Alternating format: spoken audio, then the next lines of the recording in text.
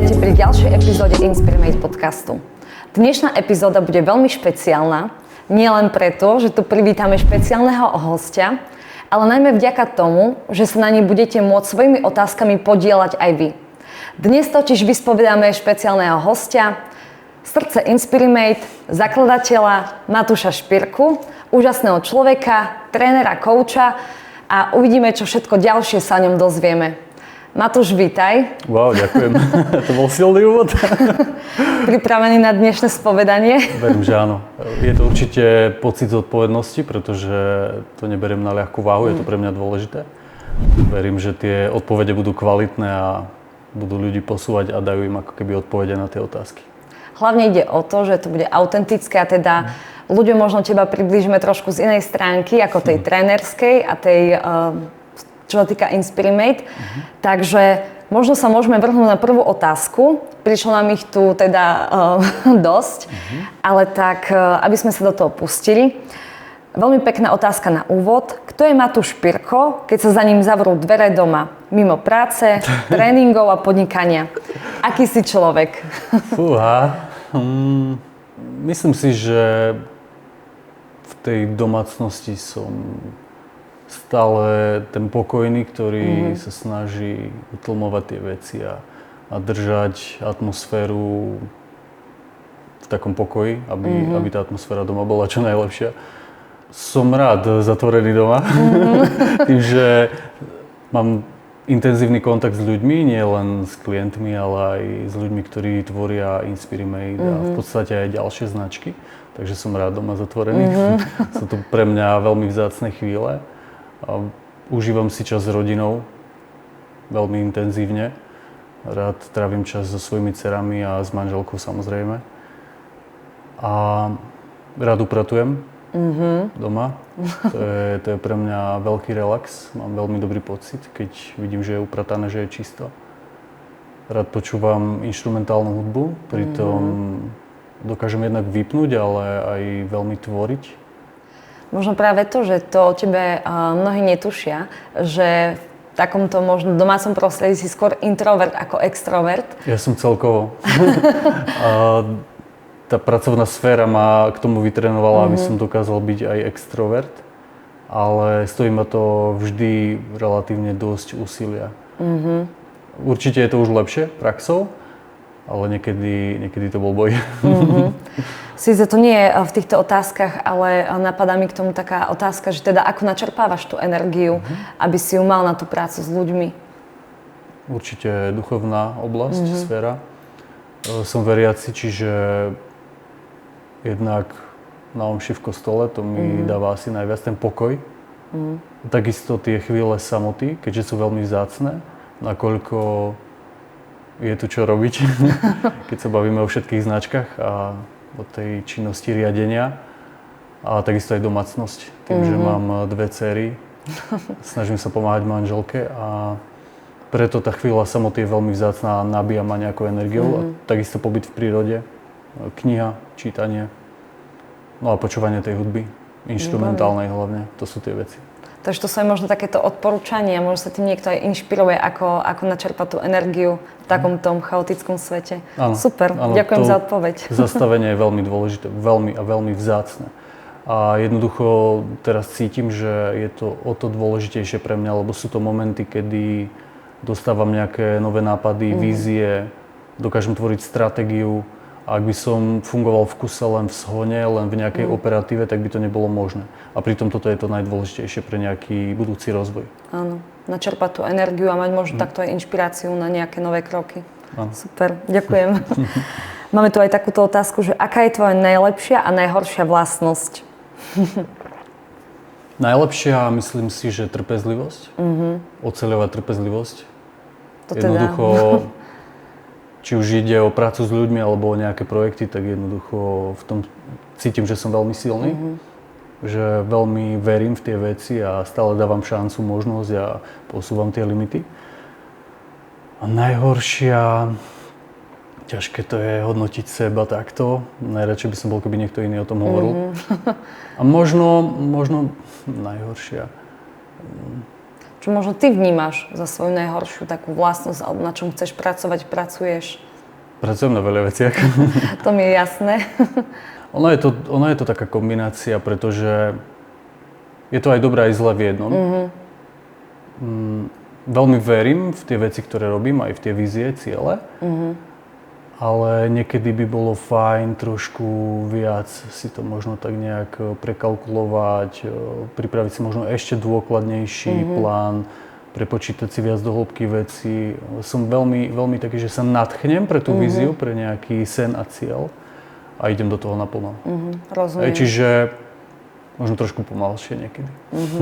Na druhej strane, keby si takto do tých vecí nešiel, tak dneska tu nesedíme a... A to je pravda, preto hovorím, že je to kombinácia. Áno. Je to komplikované, pretože je to veľmi tenký ľad, tak asi by som to shrnul. Super, takže aj tak sme ťa priblížili našim divákom. Ďalej tu mám otázky týkajúce sa rodiny, vzťahov a domácnosti. Ty si už aj teda načrtol, že rodina je pre teba naozaj že priorita. Ale mám tu aj takúto otázku, že ako balansuješ rodinu, prácu a tréning a ako zvládaš celkovo taký tak možno work-life balance? Niekedy som fungoval v oveľa intenzívnejšom kolotoči. Ale tým, že mám stále väčšiu prax a jednoducho mám veľmi rád manažment a veľa vecí mám načítaných, naštudovaných, napočúvaných, stretávam sa s takými ľuďmi, ktorí pracujú na týchto veciach. Tak to stále vylepšujem a akože myslím si, že mám celkom brutálne prepracovaný ten manažment každého jedného dňa. Ja viem presne... To môžem potvrdiť. Ďakujem. To vidím. Ja viem presne dokonca až na minúty, že kde presne budem, čo budem robiť v ten daný čas. A pre niekoho je to možno až také otrocké, keď toto počuje, ale mne to dáva slobodu v tom zmysle, že to mám upratané. Ja milujem poriadok a ten poriadok to neplatí len možno v tej vizuálnej stránke, nejaké upratovanie doma alebo v práci, ale aj v tých procesoch, aj v tom manažmente, v podstate vo všetkom. Mám rád, keď sú usporiadané veci. Čiže podľa mňa to mám vybalancované zatiaľ najlepšie vo svojej kariére, verím, že to bude ešte lepšie. A nesnažím sa len hovoriť o tom, že rodina je pre mňa priorita, ale reálne im venovať ten čas. Takže aj rodina, aj práca, aj voľný čas, nejaké moje hobby, všetky tieto veci do toho komponujem. Čiže keď plánujem nejaký deň, týždeň, mesiac, tak tieto veci tam reálne komponujem. Možno aj máme niekde tu v otázkach, ale celkovo mi pritom napadá, že možno vieš aj našim divákom nejako poradiť, aký percentuálny podiel, čo z toho tvorí a ako si to takto plánovať. Celkom možno taký nejaký jednoduchý návod na takéto plánovanie si dňa, týždňa. To je vždy otázka, ako to majú nastavené ľudia, že do akej miery sú tieto veci pre nich priorita. Pre mňa je to priorita. Pre mňa je priorita rodina, viera a samozrejme aj tie pracovné veci, veď bez toho by sme neexistovali. A pokiaľ toto má človek jasne dané, že do akej miery je pre neho dôležitá rodina a potom tie ďalšie veci, tak do takej miery to dokážeš potom komponovať aj do toho harmonogramu. Čiže ja vychádzam z toho. Aj najprv si ľudia musia zodpovedať, že čo chcú, aký život by chceli žiť, aké majú ciele a podľa toho potom si rozvrhneš ten plán v tom danom dni, týždni, mesiaci alebo v roku. Čiže vždy sa pozrieš na to, že čo je tvoja priorita v tento týždeň a možno podľa toho si to všetko ako keby... Áno. Niekedy som plánoval len pracovné veci. Ale potom som sa z toho poučil, lebo jeden človek sa ma opýtal, ak je teda rodina tvoja priorita, tak koľko blokov v diári máš vyhradených pre rodinu? Nemal som žiadne. Takže to bola veľká škola, lekcia pre mňa a potom som to začal komponovať. Čiže si tam zapisujem aj tie aktivity s rodinou, ktoré plánujem dopredu. To je tiež možno veľmi dobrá pripomienka celkovo pre nás všetkých, že naozaj častokrát sa stáva to, že ako keby padneme do takého toho režimu, že riešime iba prácu a pritom naozaj tie priority unikajú. Takže tiež veľmi dobrá vec zamyslenie. Možno také ešte odporúčanie, treba byť striktný v hraniciach. To som sa tiež musel učiť, musel som sa učiť povedať nie. Takže toto je veľmi dôležitá praktika pri tom časovom manažmente. A nechcem dávať nejaké možno také konkrétne veci alebo ísť nejak veľmi do hĺbky, lebo táto téma je veľmi široká. Veľmi široká, ale zaoberám sa ňou. Baví ma to. práve preto aj možno diváci to cítia z tvojich sociálnych sietí, z toho, čo ako keby zdieľaš a možno aj práve kvôli tomu tu máme toľko otázok na celkovo tvoj taký nejaký organizačný čas a manažment. A ďalšia otázka je teda, ako vyzerá tvoj bežný deň? Čo si myslím, že tiež bude určite obšírna odpoveď. Našťastie som k tejto téme natočil video, ktoré bude čoskoro vonku, takže sa veľmi teším, tam bude odpoveď jasná. Ešte k tomu časovému manažmentu možno také úplne, že najzákladnejšie odporúčanie, aby si ľudia plánovali tie aktivity a čas ako taký. Lebo pokiaľ nemajú ani ten základ, tak ťažko to hovoriť o nejakých ďalších veciach, keďže toto je jednotka. Ja som prednášal aj pre firmy a keď som dal otázku, že koľký z nich si reálne plánujú ten čas, tak ja neviem, z 50 ľudí 3 zdvihli ruku. Takže ak nemáš postavený ten základ, nemôžeš ísť ďalej. A aká bola tá ďalšia otázka? Že ako vyzerá môj deň? Áno, áno. Upratane, striktne. Až taký, povedal by som, vojenský režim. A ja začínam veľmi skoro ráno, vstávam 2:45, 3:15. No teraz niektorí diváci, ktorí ťa takto až úplne bežne sledujú, si povedia, že ako je to možné, že či teda máš vôbec nejaký spánok, tak možno môžeš toto nejako ozrejmiť bližšie hneď. Hej, dostanem sa k tomu. Áno. Akože reálne spím nejakých 7,5, 8 hodín denne. Čiže ten spánok tam je. V tých normách. Aj keď sa to zdá sci-fi, lebo keď poviem niekomu, že o toľkej stávam, tak oni majú pocit, že ja vôbec nespím, ale spím, lebo viem, že je to extrémne dôležité. Ale mám to celé posunuté. A mám to posunuté práve kvôli tomu, aby som mal v tom danom dni aj rodinu, aj tie pracovné veci, aj čas na nejakú svoju aktivitu alebo oddych. Takže vstávam skoro ráno, tak ako som povedal, na začiatku dávam si nejaké doplnky, ktoré používam pre zvýšenie výkonnosti, zlepšenie kognitívnych funkcií, keďže práve schopnosť sústrediť sa, pamätať si veci, vedieť sa rozhodovať správne alebo na vyššej úrovni, to je pre mňa teraz kľúčové. Takže takto začínam. Na začiatku dňa pracujem na nejakých projektoch, alebo niekedy aj nejaká administratívna činnosť, ktorá ma veľmi tlačí, lebo je to jediná časť dňa, kedy mi nezvoní telefón, neprichádzajú správy, alebo respektíve môžem odpísať a neprichádzajú naspäť. Takže táto časť, potom sa presúvam do centra, kde si dávam svoj tréning, počúvam nejaké podcasty, prednášky, učím sa popri tom. Potom mám zvyčajne klientov skoro ráno. Potom čas s rodinou, spoločné raňajky, odnášam dceru do školy. Znova som v centre, kde mám nejaké aktivity, konzultáčky alebo riešime nejaké projekty, veci. Potom znova čas s rodinou, čiže spoločný obed, spoločná prechádzka, častokrát oddych, šlofik. Takže k spánku mám aj taký reset dňa, ktorý mi extrémne pomáha, pretože ja mám ten deň v podstate rozdelený na také dva hlavné bloky. Čiže najprv je tá ranná doobedná časť a potom je po obede a večer. No a potom šlofiku, ten je krátky, 10 až 30 minút cca a potom šlofiku som ako keby nový človek. Ja cítim, že mozog sa vyresetuje, oddychne si telo a dokážem znova podávať vysoký výkon, preto to vlastne aj robím. To znamená, že po šlofiku ešte chvíľu ako keby ten môj systém načítava, rozbieham sa, tam znova trávim nejaký čas s rodinou, čo najviac sa snažím. A potom prichádzajú znova pracovné aktivity, takže zase buď nejaké konzultácie, nejaké projekty, hovory a všetky tieto veci. A potom večer som znova s rodinou. Takže mám to tak upratané, že sa to strieda. Aj nejaká pracovná záťaž, rodina, oddych, v takých blokoch. Super. A teda kedy chodíš spať? Spať chodím takto. Keď vidím na hodinkách 19:20, 19:30, to viem, že už musím riešiť také rutiny a prípravu na ten spánok. Takže tam mám jasne dané veci, reálne ako keby taký checklist, že idem jedno za druhým, aj pripravím si veci na ďalší deň, pripravím si veci na tréning, pripravím si doplnky na ráno, aby som ich mal hneď po ruke. Dám si nejaký doplnok pred spaním, to je magnézium, napríklad čítam si knihu, Aj ešte predtým si poriadne vyvetram izbu, pozaťahujem a idem spať. Super.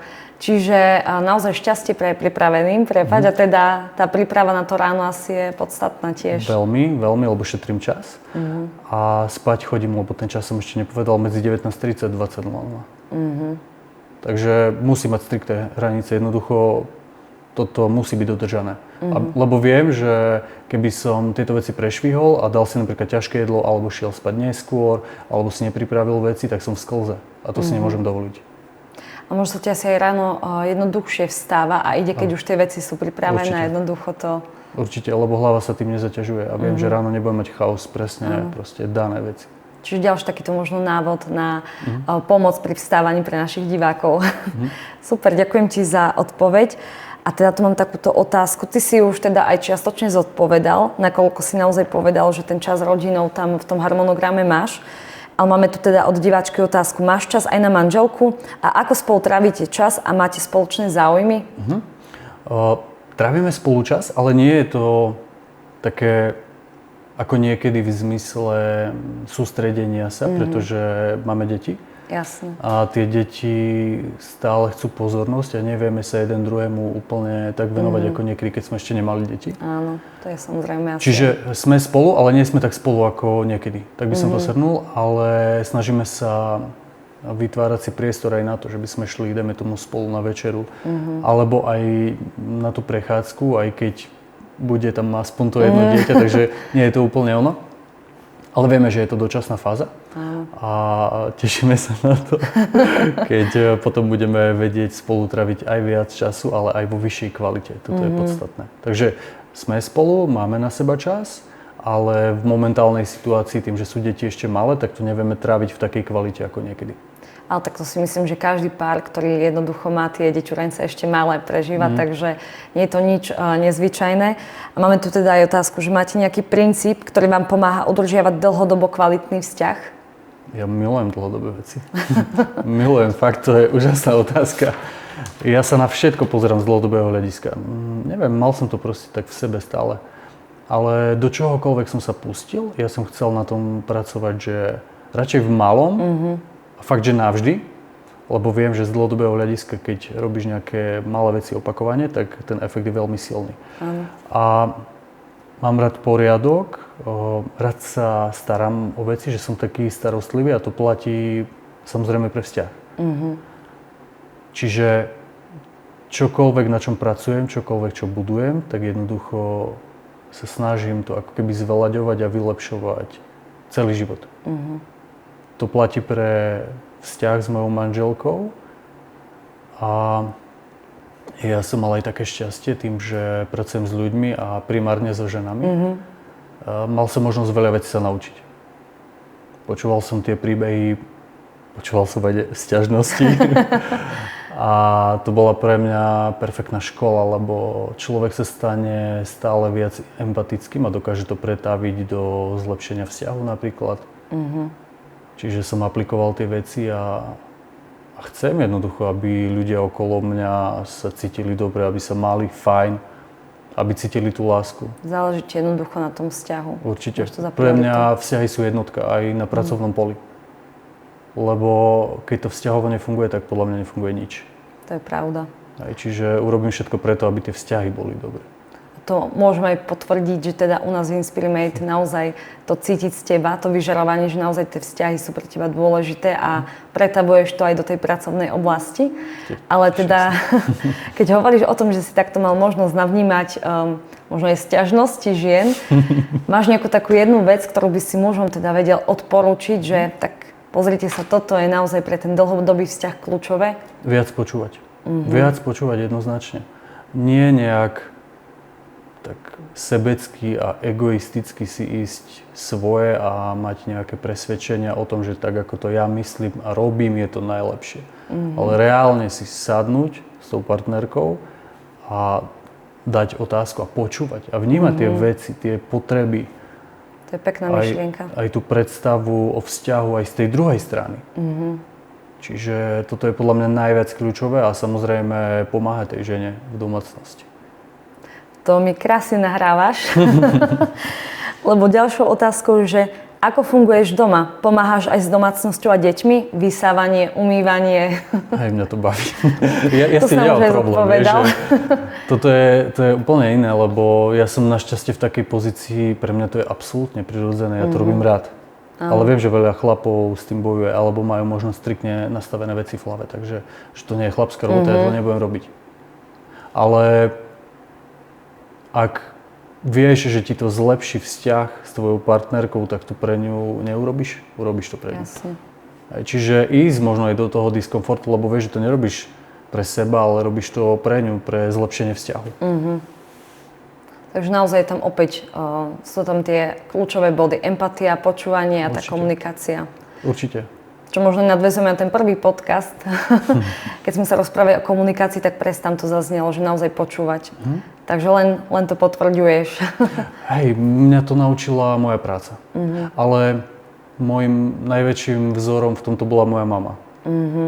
Pretože vieš, ako dieťa načítavaš svojich rodičov, vnímaš tie veci, vnímaš ich silné stránky a moja mama napríklad bola stále taká, ktorá bola nápomocná, ktorá tu bola pre druhých, ktorá ich vypočula, ktorá dávala veľa zo seba, zo svojho času, energie a niekedy tiež tam možno až nemala tie hranice, že šla až do extrému, fakt sa obetovala pre druhých.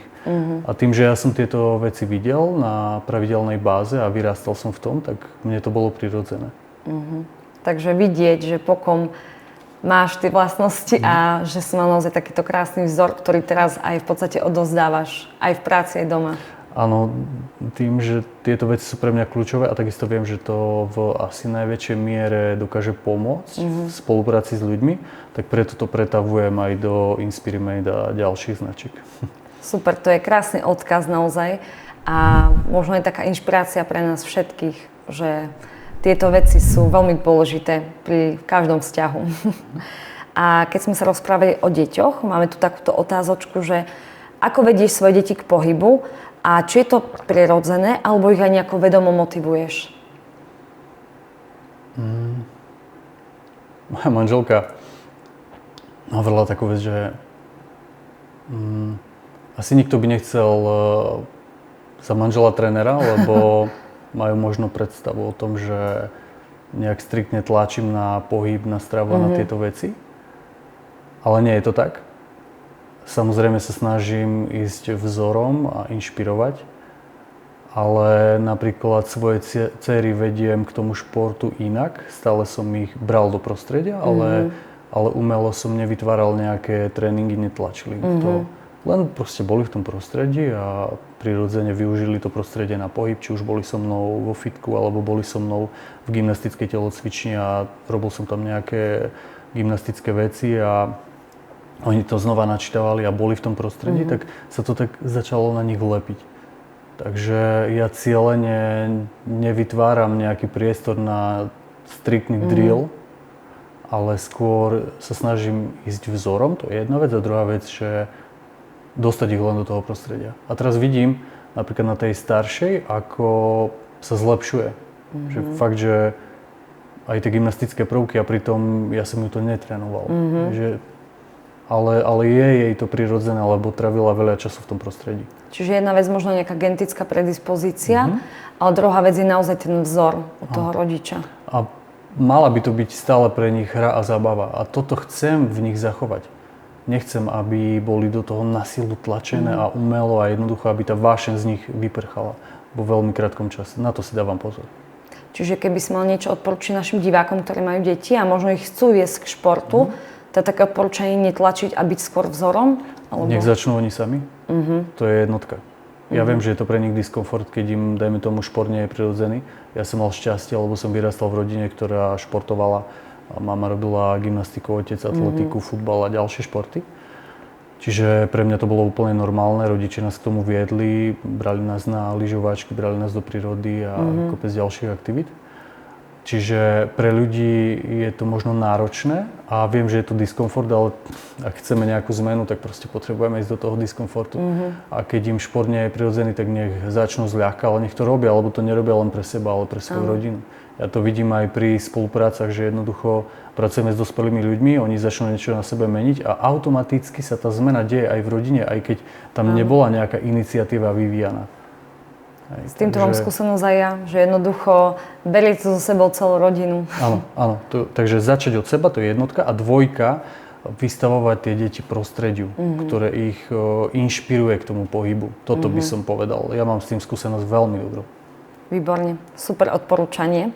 A keď sme pri tom detstve a pri deťoch, tak aké si mal detstvo a akým športom si sa venoval? Už si vravel, že teda vzor v rodine si mal, takže možno čím všetkým sa zaoberal Matúš ako dieťa? To je strašne široké portfólio, ale to je super, lebo napríklad aj tie deti potrebujú väčšiu pestrosť v rámci pohybu, aby nerobili len nejakú jednostrannú záťaž. Ja som mal to šťastie, že som vyrastal v dobe, kedy sme extrémne športovali vonku na ulici. Od nejakej náňačky, skrivačky, vybíjana, bejsbal, futbal, volejbal, basketbal, atletika, gymnastika, parkour, futbal súťažne, lyžovanie, plávanie, no hocičo. Takže tam naozaj bola celá spleť športov. Áno, a to bolo super, lebo nebol som nejak úzko zameraný na jednu vec. Toto je podľa mňa dnes aj chyba, kedy od veľmi skorého veku to dieťa napichnú na jeden šport a jednostranne zaťažuje a jednoducho zase je to také umelé, tak tlačené len na ten jeden smer. A na výkon a na výsledok. Takže na to by som dával pozor. Super odporúčanie. Takže aj z toho si možno môžu diváci a rodičia teda zobrať nejaké rady, že možno naozaj nechať to dieťa vyskúšať rôzne športy a možno si aj nájsť tú cestu k tomu. A tu ešte možno doplním, tým, že som mal takú pestrú skúsenosť s rôznymi športami a takisto s tým sa spájajú rôzne zranenia, rôzne skúsenosti, vedomosti, veľmi mi to pomohlo aj v tejto práci. Či už pri práci s ľuďmi, ale takisto aj keď sme natáčali scény do filmu alebo do nejakých klipov, tak som tiež vedel využiť tú pestrosť. A či už robiť nejaké akrobácie alebo nejaké prvky z futbalu, z cvičenia, z hocičoho. Super. A čo ty a škola? Aké si mal známky v škole? Aj takáto otázka padla. To nie je dobrá otázka. Ja si pamätám moju mamu, ako mi raz povedala, že keď sa chceš mať dobre, alebo keď si chceš kúpiť nejaké vysnívané auto, tak sa musíš veľa učiť. Mala pravdu, ale ja som sa neučil veľa ako keby v škole, ale popri škole. Áno. Pretože ja som tak v sebe cítil už od mala, už od základnej školy som to tak mal v sebe, že ja ako keby nepatrím do takého bežného systému.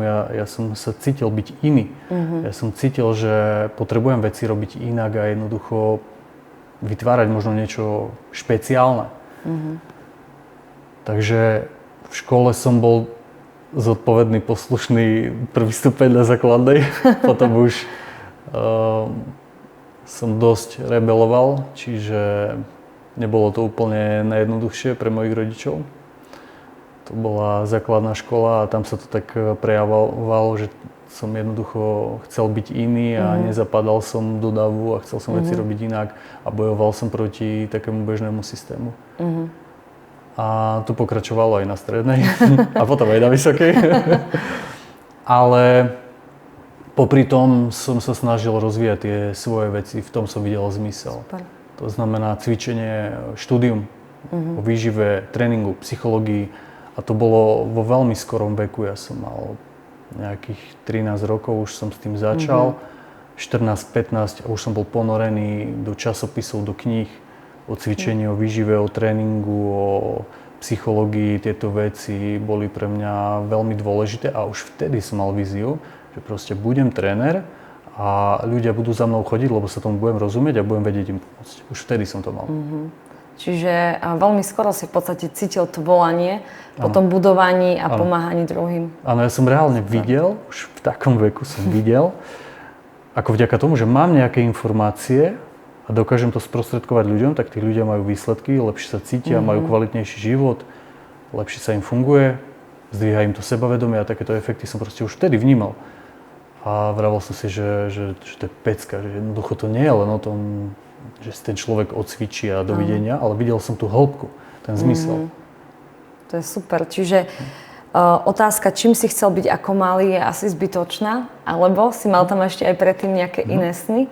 Ja som mal aj takú životnú križovatku, pretože futbalu som sa venoval súťažne nejakých 12 rokov. A stále som mal dilemu, či to bude to trénerstvo, alebo to bude futbal nejak profesionálne. Ale ono sa to ukázalo samo, ako sa povie, lebo som mal zranenie, dosť také vážne, no jednoducho ma to vyhodilo z tréningového procesu, zlomil som si kľúčnú kosť, ale mal som aj iné. Aj problém s chrbtom, s kolenom a tak ďalej. A ako keby tá kariéra profi futbalu mi utekala. No a potom som urobil také striktné rozhodnutie, že jednoducho idem do toho trénerstva a tam dám všetko. Čiže na výber bolo buď byť tréner, alebo futbalista. Ale ešte som zvažoval aj manažment, pretože manažment ma vždy bavil a v škole to boli predmety, ktoré som veľmi obľúboval, či už išlo o podnikanie, manažment, inovácie, marketing, komunikáciu manažéra, všetky tieto veci, to ma veľmi bavilo, takže aj toto som si vedel predstaviť. V podstate aj to realizuješ.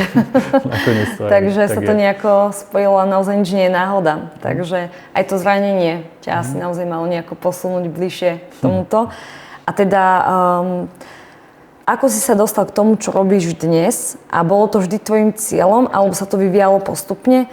Čiastočne si tam teda aj zodpovedal, ale možno bol tam aj nejaký taký zlomový moment, ktorý ti povedal, že naozaj to trénerstvo, toto je to práve orechové. Bol. Veľmi Povieš silný. nám o ňom? To sú už také veľmi hlboké veci. Jednoducho súvisí to s tou duchovnou oblasťou, ale zažil som niečo, čo ma ako keby na 100% presvedčilo o tom, že toto je tá cesta pre mňa. To je moje životné poslanie a jednoducho toto mám robiť a má to väčší zmysel, ako som ja. A viac o tom nechcem hovoriť, lebo je to téma, ktorá nemusí byť pochopená ľuďmi a Rozumiem. možno neskôr príde ten čas, ale ja som proste dostal jasnú odpoveď, že toto je moje poslanie a proste toto mám robiť. Ja len môžem povedať, že z teba to naozaj vždy bolo cítiť a že je tam naozaj za tým tá hĺbka. A teda, ako vravíš, sa to len potvrdzuje, že naozaj asi máš za tým nejaké tie svoje naozaj že veľmi hlboké presvedčenia, takže uvidíme, budeme čakať, či možno sa raz o nich dozvieme a keď nie, tak myslím si, že všetci môžu vidieť na tvojej práci, že tam za tým tá hĺbka je. Takže... Môžem len doplniť, aj keď som zažil niečo také, tak to neznamená, že som nemal nejaké životné križovatky a prekážky mal. Jasne. Lebo aj keď som vedel, že toto je moja cesta, aj tak stále prichádzali nejaké pochybnosti, hlavne zvonku, v zmysle, že trénerstvo nemá zmysel, že sa človek tým nikdy neuživí, že nemá šancu to robiť na východe Slovenska, v Kežmarku, dajme tomu. Jednoducho to bola utopia, taká predstava pre ľudí, to bolo niečo neuveriteľné, lebo v tom čase, kedy som sa ja tomu venoval, tak tréneri proste neboli. Jednoducho to neexistovalo, nefungovalo to tak ako dnes. Ale ja som aj napriek tomu do toho išiel, aj s tým rizikom. Hej, a to riziko bolo veľké tým, že to neexistovalo a takisto tým, že človek počúva stále zvonku nejaké pochybnosti. Ako si s tým bojoval? Ako sa to dalo nejako poraziť? Lebo vieme, že ten hlas okolia niekedy, aj keď človek si nastaví možno nejaký taký štít, ale vie to byť dosť hlučné. Praxou. Musíš to robiť aj napriek tomu, že prichádzajú tie pochybnosti zvonku a potom aj v tebe vo vnútri. Ty tou praxou a potom samozrejme tými výsledkami, ty vidíš v tom stále väčší a väčší a narastajúci zmysel. Čiže ja som fungoval takým spôsobom, že som veľa študoval, veľa som aplikoval do praxe, v spolupráci s ľuďmi, videl som výsledky a tie som proste dával vonku do sveta. No a celé to proste expandovalo, ale postupne. Hej, že ani u mňa to nebolo zo dňa na deň, že dnes, keď tu sedím, tak v podstate to je, dajme tomu nejakých 18-19 rokov, kedy som začal. Čo už je slušná cesta. No a keď toto povieš ľuďom, tak nie je to veľmi motivačné. No jasne. Pretože či už sa bavíme o chudnutí alebo o kariére, tak najradšej by počuli, že o rok majú vybudované veci a sú obrovské a fungujú. To proste nie je pravda. Ja som si tiež prešiel takými vecami, boli rôzne projekty, veľké projekty, od ktorých sme mali veľké očakávania a nedialo sa to. Že jednoducho, keď si to shodnotím z dlhodobého hľadiska, tak ten rast bol veľmi konzistentný, postupný, pomalý. Z dlhodobého hľadiska to proste fungovalo, hej, a narastalo. Ale neboli tam nejaké skoky.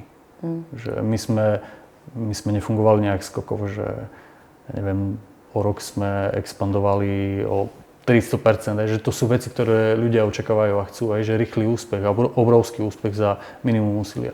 To je podľa mňa veľmi silná myšlienka, najmä v dnešnej dobe.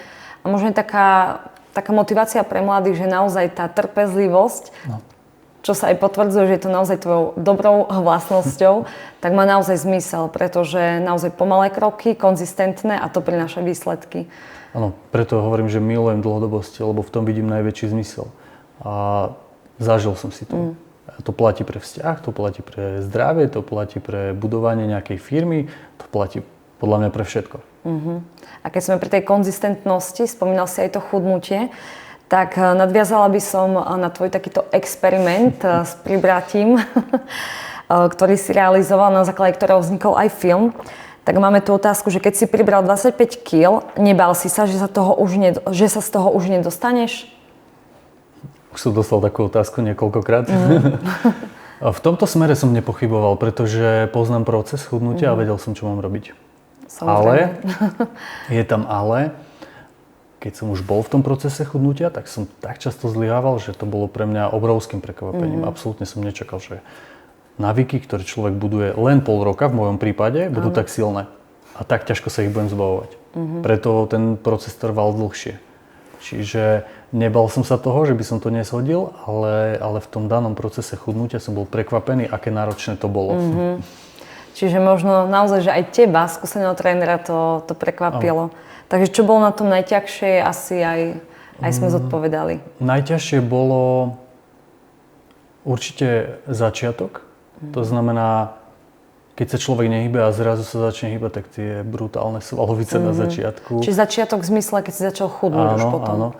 Ďalej človek nie je taký obratný, to telo nefunguje dobre. Fakt, kým sa človek rozpohybuje, kým vidí tie prvé výsledky, vybuduje nejaký návyk a vypustí ten starý návyk, to proste trvá. Takže toto bolo ťažké.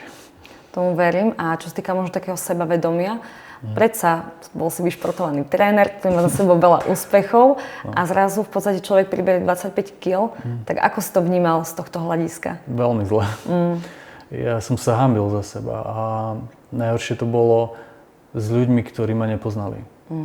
A vždy si človek potom tak v hlave pripraví nejaké veci ohľadom toho, že prečo som tučný teraz a že ako to vysvetlím tým ľuďom, lebo si predstavu. Ja som chodil aj do iných fitiek, nebol som fixovaný na nejaké jedno fitko, ale ak chceli klienti cvičiť doma alebo v nejakom konkrétnom fitku, ja som tam šiel.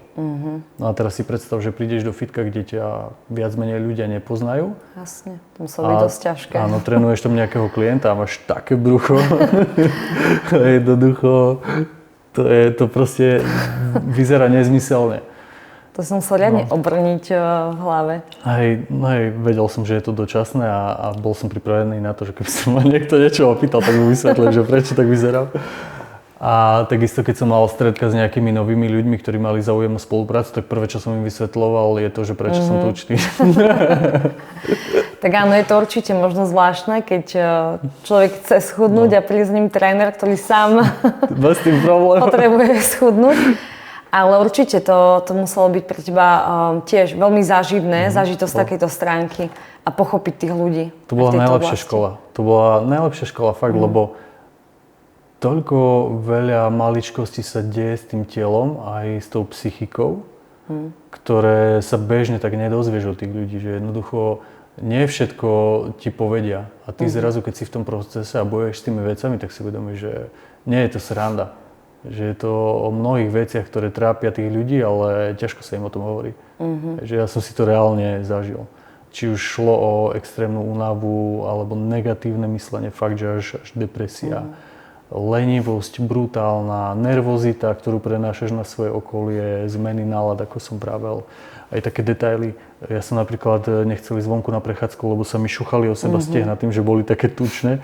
A potom ti to spáli tú kožu, bolí ťa to, štípe to. Čiže fyzicky si zažil nejaké takéto... Áno, a nechceš ísť zvonku, lebo vieš, že ťa to bude bolieť. To znamená, že aj ako keby výjsť z tej ulity, z toho komfortu je bolestivé a ťažké na začiatku veľmi. Aj fyzicky, aj psychicky asi. Čiže otázka, čo či to dalo do práce s klientmi? Najviac. Žiadna kniha mi nedala to, čo táto skúsenosť. Veľmi pekne. A naozaj to vidieť, že potom aj inak vieš navnímať tých ľudí a inak ich vieš pochopiť. Áno, ale aj z opačnej strany to funguje brutálne, pretože oni vedia, že som si tým prešiel a jednoducho ma berú za svojho. Že aj ja som s tým mal ako keby problém a ja som si to prešiel a viem ich lepšie pochopiť a nepozerám sa na nich zhora. Že to nie je len teória, ale naozaj skutočná prax. Super. A teda možno by sme sa zase mohli trošku premiestniť k tej strave a k tomu, mám tu takúto otázočku, že ako dnes vyzerá tvoj deň na tanieri? Takisto jasne dané, naplánované. Čiže aj v tom máš takýto vojenský režim. Mám. Keď mám úplne konkrétne povedať, tak ráno tie doplnky, ktoré som spomínal, čiže ja používam beta-alanín, citrulín a takisto aj kofeín, pretože jednak potrebujem aj tú mentálnu výkonnosť, ale aj fyzickú, keďže deň začínam tréningom. Po tréningu si dávam proteín, dám si trošku aj orechového masla, aby som bol sytejší, dám si nejakú kávu. No a to je ako keby začiatok dňa a potom prvé reálne jedlo zjem až o nejakej 11. To je obed. Čiže dá sa povedať, že vynechávam raňajky, aby som to kaloricky zvládol, lebo mám hranice v kalóriách a ako keby gro tých kalórií mám na obed, po obede a potom večer. Takže tam to mám premiestnené a to je aj z hľadiska hraníc v jedle, kalórií, ale aj z toho hľadiska, že do obede mám najsilnejšiu produktivitu, to znamená, že najviac pracujem a potrebujem byť veľmi ako keby mentálne na to pripravený a nesmiem zažívať útlm, ktorý prichádza po jedle. Takže nemôžem si to dovoliť do obeda. Preto nejem. Čiže keď hovoril si o tých kalóriách, takže spočítaš nejako kalórie, rátaš si to? V tejto fáze, v ktorej som teraz, áno.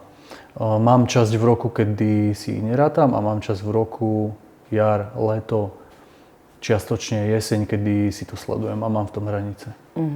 A keby si mal odporučiť našim klientom, respektíve našim divákom, čo je teda efektívnejšie podľa teba? Nejak si rátať kalórie alebo celkovo to nejako sledovať? Čo by si odporúčil? Veľmi závisí od toho, aký majú cieľ a v akej sú teraz situácii. Pretože niekomu stačí len trošku učesať jedálniček, tak to poviem. To znamená len nejaké malé úpravy, jesť viac ovocia, zeleniny, bielkovín a možno si len trošku ustriehnúť tie porcie. Ale niekto je v takej fáze, kedy potrebuje tú formu nejak do detailov vyladiť, potrebuje možno nejakú vyššiu výkonnosť fyzicky alebo aj mentálne a potrebuje ísť do väčších detailov. To znamená, že do väčších detailov v zmysle, čo presne ješ, aj koľko presne ješ, aj kedy ješ. Čiže váženie, nejaké meranie. Áno. Takže od toho to závisí, aký veľký je tvoj cieľ a v akej si situácii teraz. A teda prešlo ti rukami nespočetne veľa klientov. Máš nejakú takú vec, ktorá sa bežne opakovala? V čom robia ľudia v strave najväčší, ako keby, v čom majú najväčší problém? Kde robia najväčšiu chybu? Častokrát sa mi sťažujú na to, že po obede a večer majú najväčšiu chuť do jedla na sladké. A takisto hranice. Hranice v jedle, tie porcie. A potom skladba daného jedla. Čiže skôr na ich tanieri vidím veľa sacharidov, čo je rýža, zemiaky, cestoviny, pečivo a tak ďalej. Celkom dosť aj tuku. Takže nejaké vypražané veci, alebo veľa oleja, maslo a tak ďalej, tieto tukové veci. A málo bielkovín. A bielkoviny sú mäso, vajíčka, ryby, mliečne výrobky. Stále hovorím, čo to je, aby ľudia chápali, lebo môžu byť aj nejakí začiatočníci. Super, takže možno taká rada pridať viac bielkovín. Áno, a mať hranice v porciách. To sa naučiť. Super, tak verím tomu, že aj táto rada našim divákom pomôže. A spomínal si nejaké sladké, dezerty a tak ďalej. Tak otázočka, aké bolo tvoje najobľúbenejšie jedlo počas priberania a aký je tvoj najobľúbenejší dezert dnes? Tak môžeš sa nám priznať. Áno, no počas priberania to bolo skvelé. To som mal slobodu totálnu, čo sa mi páčilo, čo vyzeralo dobre. Takže si to aj užívala sa na začiatku. No, jasné, boli fázy, kedy som si to veľmi užíval, boli aj fázy, kedy mi bolo z toho už veľmi zle, takže vtedy som si to neužíval. A čo som mal najradšej? Asi nejaké keksiky, sušienky, bagety. To bol obrovský komfort, že jednoducho vôbec nemusíš špekulovať nad tým, že koľko si môžeš dať, aké je to jedlo, proste si to zobrala a zjedla. Aj zase je tam ten komfort a pohodlnosť. A čo mám rád dnes? Tiramisu mám veľmi rád, tvarohové koláče, makové. No super, takže vieme, čo ti upiecť. Pekne. Teraz sa presunieme zase na oblasť trénerstva. Aj z tejto oblasti nám prišlo mnoho otázok. A teda veľmi zaujímavá otázka. Ako sa vyrovnávaš s tým, keď ti klient odíde? Vyčíta si niečo, alebo si sa to naučil brať inak? Je to ťažké, lebo robíš tú prácu s tým cieľom, aby to ľuďom pomohlo.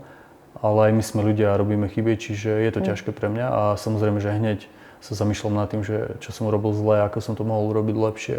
Snažím sa z toho poučiť, alebo potom ešte spätne sa spojiť nejak s tým človekom.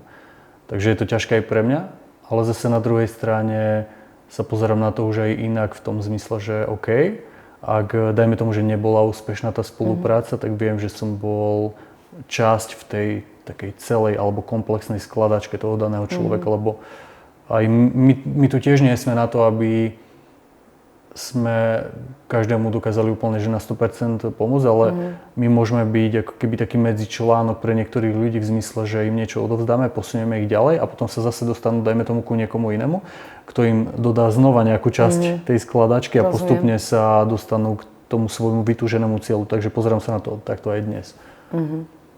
Áno. Je to pekná myšlienka. Ja sama s tým niekedy bojujem, takže naozaj je to super počuť, že aj ty ešte častokrát nad tým uvažuješ, premýšľaš. A je to naozaj o tom, že každý z nás má nejakú inú životnú cestu a aj ten klient musí sa niekedy ešte dostať do toho bodu, že naozaj príde tá premena. A teda pamätáš si klientov aj po premene? Udržiava s nimi kontakt alebo ich sleduješ? S niektorými áno, s niektorými nie. Veľmi sa teším, keď pokračujú, darí sa im, udržiavajú sa na tej ceste. Ale samozrejme, že sú aj takí, ktorí to nedali úspešne z dlhodobého hľadiska. Mrzí ma to, najradšej by som ich znova zobral naspäť a vyriešil to nejak s nimi, pomohol im na tej ceste. Takže toto je tiež pre mňa komplikované, ale absolútne chápem aj to, že jednak sa veci nedajú urobiť dokonalo a napríklad je to ešte aj o tom, že v minulosti som, dajme tomu, riešil ten proces inak, mal iné vedomosti, používal iné metódy, dnes je to zase inak. To znamená, že tým istým ľuďom by som vedel odovzdať viac a v budúcnosti to bude zase inak. Takže tak aj ty sa vyvíjaš ako človek, ako osobnosť, samozrejme. Takže vstupujú do toho aj tieto veci. A stalo sa ti teda niekedy, že si mal klienta, ktorý možno tú premenu prvýkrát nedokončil úspešne a potom na druhýkrát to už išlo? Stalo. Zažil som rôzne prípady a napríklad aj takéto. Čiže prišli neskôr, dajme tomu, že možno aj inak nastavení, s hlbšou motiváciou, alebo ja som mal pre nich nové poznatky, ktoré ich posúvali na tej ceste rýchlejšie a zafungovalo to. Takže áno, boli aj také prípady. A teda teraz pôjdeme trošku od toho trénerstva k tomu podnikaniu, keďže si aj podnikateľ a spomínal si, že vždy ťa táto oblasť tiež nejakým štýlom zaujímala. tak máme tu aj otázky, ktoré sa týkajú možno aj takej všeobecnejšej témy, že aký máš pohľad na podnikanie na Slovensku? Ja v pohode. Je to možno aj vzhľadom na takúto situáciu v súčasnosti taká ťažšia otázka, ale možno taký tvoj nejaký postoj k tomu. Môj postoj bol vždy taký, že jednoducho ja som sa nechcel tým zaoberať a strácať tam čas a energiu. Ja som vždy radšej vymýšľal nejaké riešenia a tvoril veci a smeroval to celé tak, aby to fungovalo. Takže nikdy som sa nezaťažoval tými vecami. Lebo mne toto bolo hovorené už roky dozadu. A jednoducho, na začiatku, ako si vravel. Jednoducho som to odmietal a nechcel som sa tým zaoberať, lebo som vedel, že ma to zbytočne bude oberať o energiu. Ja radšej tú energiu investujem do nápadov, do riešení, do expanzie, dajme tomu, a hľadám ako keby nejaké cesty a spôsoby na to, aby to bolo z dlhodobého hľadiska funkčné a zdravé. Že taký ja mám ku tomu postoj. To je pekná myšlienka, pretože tiež som minule počula, že aká kedysi bola dobrá doba, že teraz sa všetko deje negatívne. A v podstate to je možno iba tým, že tie sociálne médiá vedia veľmi rýchlo ako keby propagovať tie negatívne správy a preto je fajn možno niekedy energiu investovať do tých svojich vecí. Ja to beriem aj takto, ale čo si myslím ja, že je najväčší problém? Vždy je jednoduchšie povedať, že sa to nedá, vždy je jednoduchšie sa vyhovoriť na politiku, na situáciu, vždy je jednoduchšie si povedať, že nefungujú veci, lebo XY. A vždy je ťažšie vymyslieť riešenie, vždy je ťažšie mať nejakú víziu, vždy je ťažšie proste makať na tých veciach a jednoducho to dostať niekde. To je ťažšie. Začať od seba aj mimo ten komfort. Takže ja nechcem a odmietam to, že by som sa dostával do pozície obete a jednoducho tu sedel a hovoril, prečo to nefunguje a sťažoval sa na to. Ako by to tu vyzeralo? Vieš? Áno. A to možno je takým ako keby dôvodom toho, že prečo z teba ide taká tá pozitívna energia a to, že naozaj sa veci hýbu vpred, čo môžem len potvrdiť. Takže super, tiež takýto ako keby poznatok možno k tomu. A teda, keď sa rozprávame o podnikaní, trénerstve, otázka, ktorá prišla na teba, vidíš sa v tejto oblasti, alebo by si chcel ísť aj do niečo iného v rámci podnikania? Uvažoval som nad tým veľakrát, tým, že ja milujem pestrosť. Mám rád zmeny, ale aj som ako keby taký prúžny, viem sa adaptovať rýchlo na veci. Ale napríklad tú oblasť by som nezmenil aktuálne preto, lebo jednak v tom vidím to svoje životné poslanie, ale takisto vidím, kam tá celá doba smeruje a viem, že tí ľudia v tejto oblasti potrebujú pomoc. A vidím tam aj ten potenciál z dlhodobého hľadiska. Keď sa bavíme o segmente fitness a zdravý životný štýl. Čiže opäť dlhodobé hľadisko. Určite. To je pre mňa kľúčové. Áno. Takže určite chcem byť v tejto oblasti a v podstate aj tie veci, ktoré robíme popri tom, s tým súvisia a sú na to napojené. Či už ide o značku Inspire, doplnky výživy, alebo ide o Mosudu software pre trénerov, tak to všetko s tým súvisí. To je tá istá oblasť. Len to vytvára taký komplexný balíček. Áno. Super. Mal si moment, keď si to chcel celé nechať, alebo situáciu, keď to finančne nevychádzalo? Ak áno, tak čo ťa vtedy podržalo? Veľa ťažkých situácií, samozrejme aj čo sa týka finančnej stránky. Toho, že by som toho chcel nechať, to asi nie. To si mal nikdy taký moment, že... Nie, veľmi silné je to vo mne. Fakt. Fakt, akože tá viera je tak brutálne silná vo mne, že jednoducho ja viem, že to dáme. A že jednoducho sa tomu budem venovať stále. To je krásne, že máš takýto hnací motor. Mám. Ako ja mám toho ducha podľa mňa brutálne silného. Fakt. Moja manželka sa ma tak častokrát pýta, že ako to je možné, že to dávaš. Že dávaš taký tlak a že jednoducho ja viem, že ja som v pohode. Akože a ja mám situácie, kedy ma to vyčerpáva, je to ťažké. Sme ľudia. Hej, sú to náročné rozhodnutia, ale ja som v pohode v zmysle, že ja viem, že cez to prejdem, lebo som tu proste na to. Čiže a teraz som ušiel trošku od... Teda otázka znela, že či si mal moment, keď si to chcel celé nechať, alebo situáciu, keď to finančne nevychádzalo, čo ťa vtedy podržalo? Čo ma podržalo, vízia. To je proste môj motor. A to duchovné zase sa budem opakovať, že jednoducho ja vstanem a viem, že toto je moja cesta. A viem, že toto mám robiť celý deň, každý deň a dlhodobo. Čiže to je môj motor. Čiže možno aj taký recept pre každého čo sa chce do niečoho pustiť, tak naozaj si veriť tej vízii a mať ten hnací motor, ktorý poženie. Musíš mať silnú víziu, musíš proste, inak to nejde. Keď ty ako líder nemáš tú víziu sen, neveríš v to, ako dokážu tvoji ľudia v to uveriť, to je proste nezmysel. To je pravda. Ty musíš byť ten človek, ktorý proste ráno vystrelí z tej postele a potiahne za sebou ostatných. A nie naopak, že oni teba budú ťahať, ako by to vyzeralo zase, že to vôbec nedáva zmysel. A ešte k tej finančnej stránke, že veľa bolo situácií, kedy som musel veľa investovať do projektov, bolo to náročné, alebo napríklad v minulosti som nemal ešte tie čísla tak poriešené, ako mám dnes. A bolo to veľmi komplikované, ale aj cez tie veci prejdeš, keď chceš, keď si začneš o tom študovať, keď zlepšuješ systémy, procesy, dokážeš. Super. Takže naozaj hnací motor, vízia a zas disciplína, trpezlivosť, viera a poriadok, čo ťa aj definuje. A teda otázka, stretol si sa aj s nepodporou, ako si sa to prejavovalo a čo ti pomohlo sa jej nepodať? Čiastočne si tom aj teda zodpovedal, že v tých úvodoch si cítil možno nepodporu, ale cítil si ho aj z nejakej inej stránky, alebo inak sa prejavovala? Aj od rodiny, hej. Akože nebudem menovať a to nie je podstatné a ja ani to neberiem zle, pretože ja viem, že moji blízky ma chceli len chrániť, ale ja som mal šťastie v tom zmysle, že mne to nevadilo, keď ostatní v to neverili. Mne to nevadilo preto, akože aj mne to odobralo na energii, ale nevadilo mi to preto, lebo ja som vedel, že ja chcem veci robiť inak. Že jednoducho, keď všetci to vidia takto, ja to urobím naopak. A ja viem, že to bude fungovať. Čiže tá inakosť, to, že som cítil, že som iný a že jednoducho chcem veci robiť inak, tak to bola moja sila. Alebo to sa mi stáva aj dnes. Hej, že mne sa to stávalo pri všetkom. Čiže začínal som s trénerstvom, povedali, z toho nikdy nič nebude. Že jednoducho tým sa nikdy neuživíš, to nemá zmysel, blablabla. Išiel som napísať knihu. Ty ideš písať knihu, že jednoducho tí, čo, dajme tomu, slohovú prácu na slovenčine si nemal úplne najlepšiu.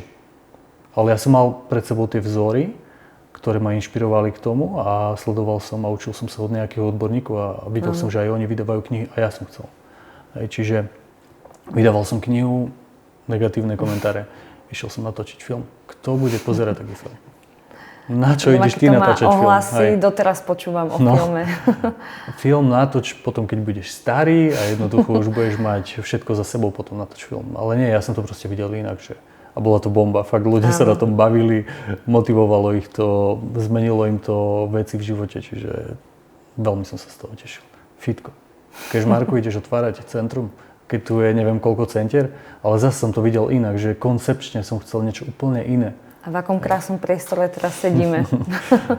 Čiže ja to zažívam v kuse aj teraz. Si zober, že... Sranda, že aj po tých rokoch a po tej ceste, čo si dokázal, že stále tam prídu tie... A vždy to aj bude. Lebo zase možno ľudia to vidia inak, ale ty keď v sebe cítiš, že takto je to správne, toto je tá vízia, za ktorou chcem ísť, verím, že som na správnom mieste a toto mám robiť, tak potrebuješ ísť do toho aj napriek tomu, že to okolie vidí inak. A mne akože extrémne pomohla v mojej kariére gymnastika. Čo ľudia možno budú prekvapení, že v akom zmysle a v akej spojitosti, ale keď sme trénovali gymnastické prvky, premety, salta, je to veľmi komplikované. Jednak na prevedenie, ale obrovskú rolu tam zohráva strach. A hlavne preto, lebo my sme trénovali v podmienkach, nemali sme gymnastickú telocvičňu, žinienky, nič. A čakali sme vonku, kým pokosia trávu alebo spadne listie, že si to nahrabeme na kopu a to boli naše žinienky. A niekedy nebolo ani to.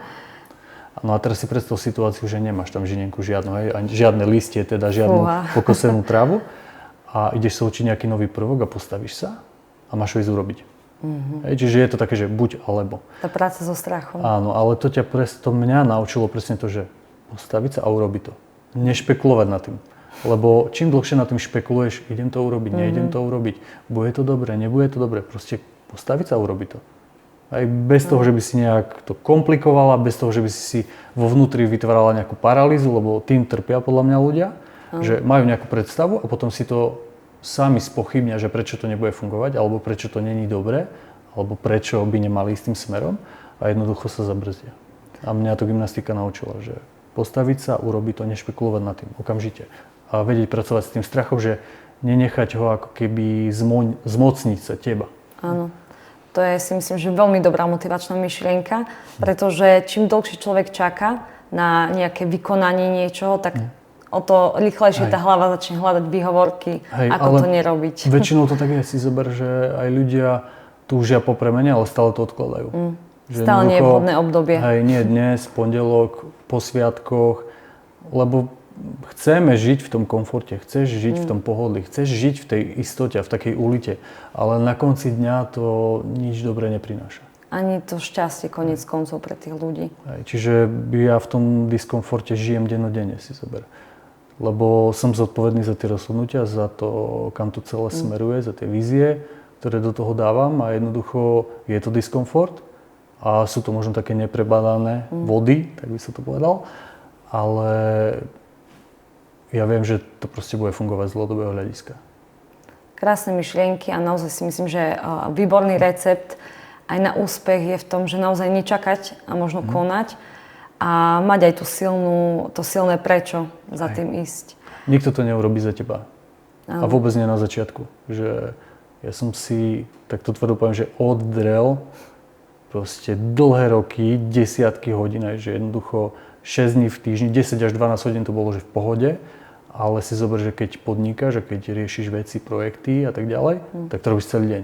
Áno. To znamená, že fakt som mal dlhé roky také, že som to non-stop riešil a v kuse a celý deň a sám som bol na všetky činnosti.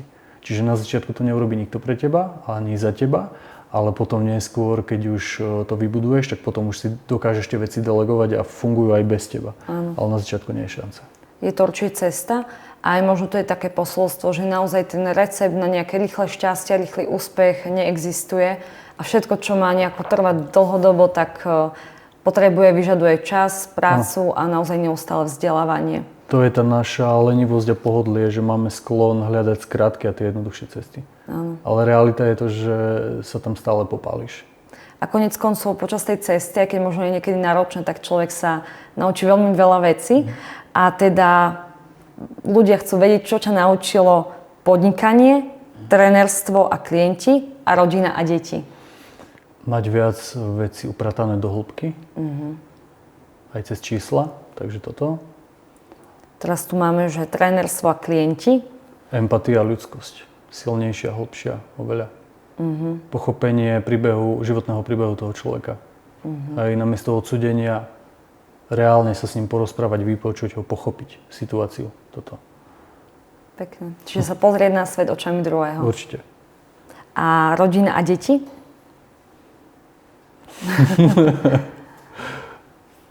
A deti vedia byť dobrými učiteľmi, takže... Viac sa zastaviť a zamerať tú pozornosť na nich.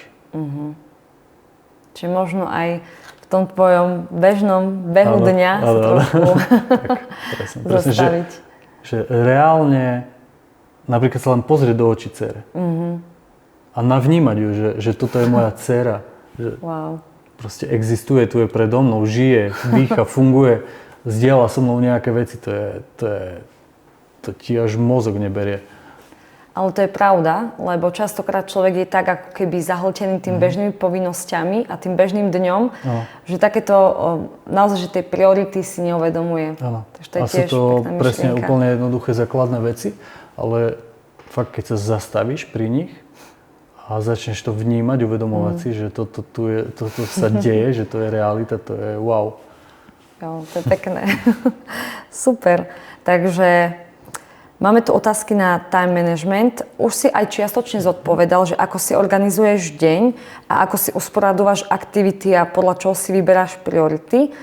Ale možno by som sa presunula k otázke, ktorá ešte nebola zodpovedaná, že teda je niečo, čo si musel vedomo prestať robiť, aby si hovoril sa aj o tých hraniciach a o tom, že povedať nie.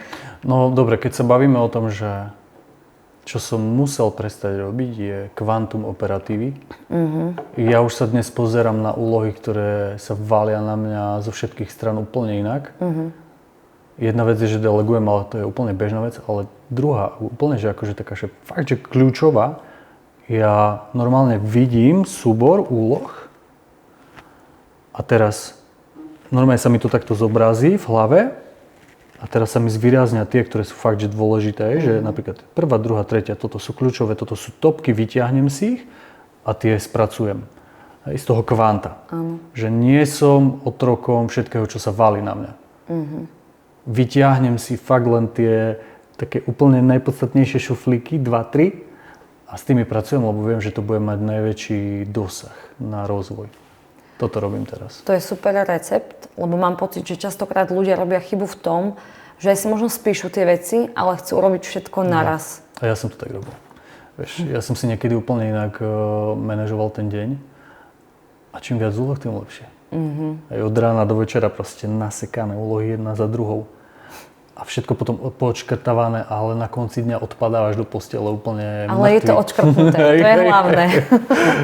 Ale dnes je to úplne inak, že fakt sedím nad tým diárom alebo kalendárom, že hodiny a veľmi do hĺbky sa zamýšľam nad tým, že čo je to podstatné, čo je to kľúčové.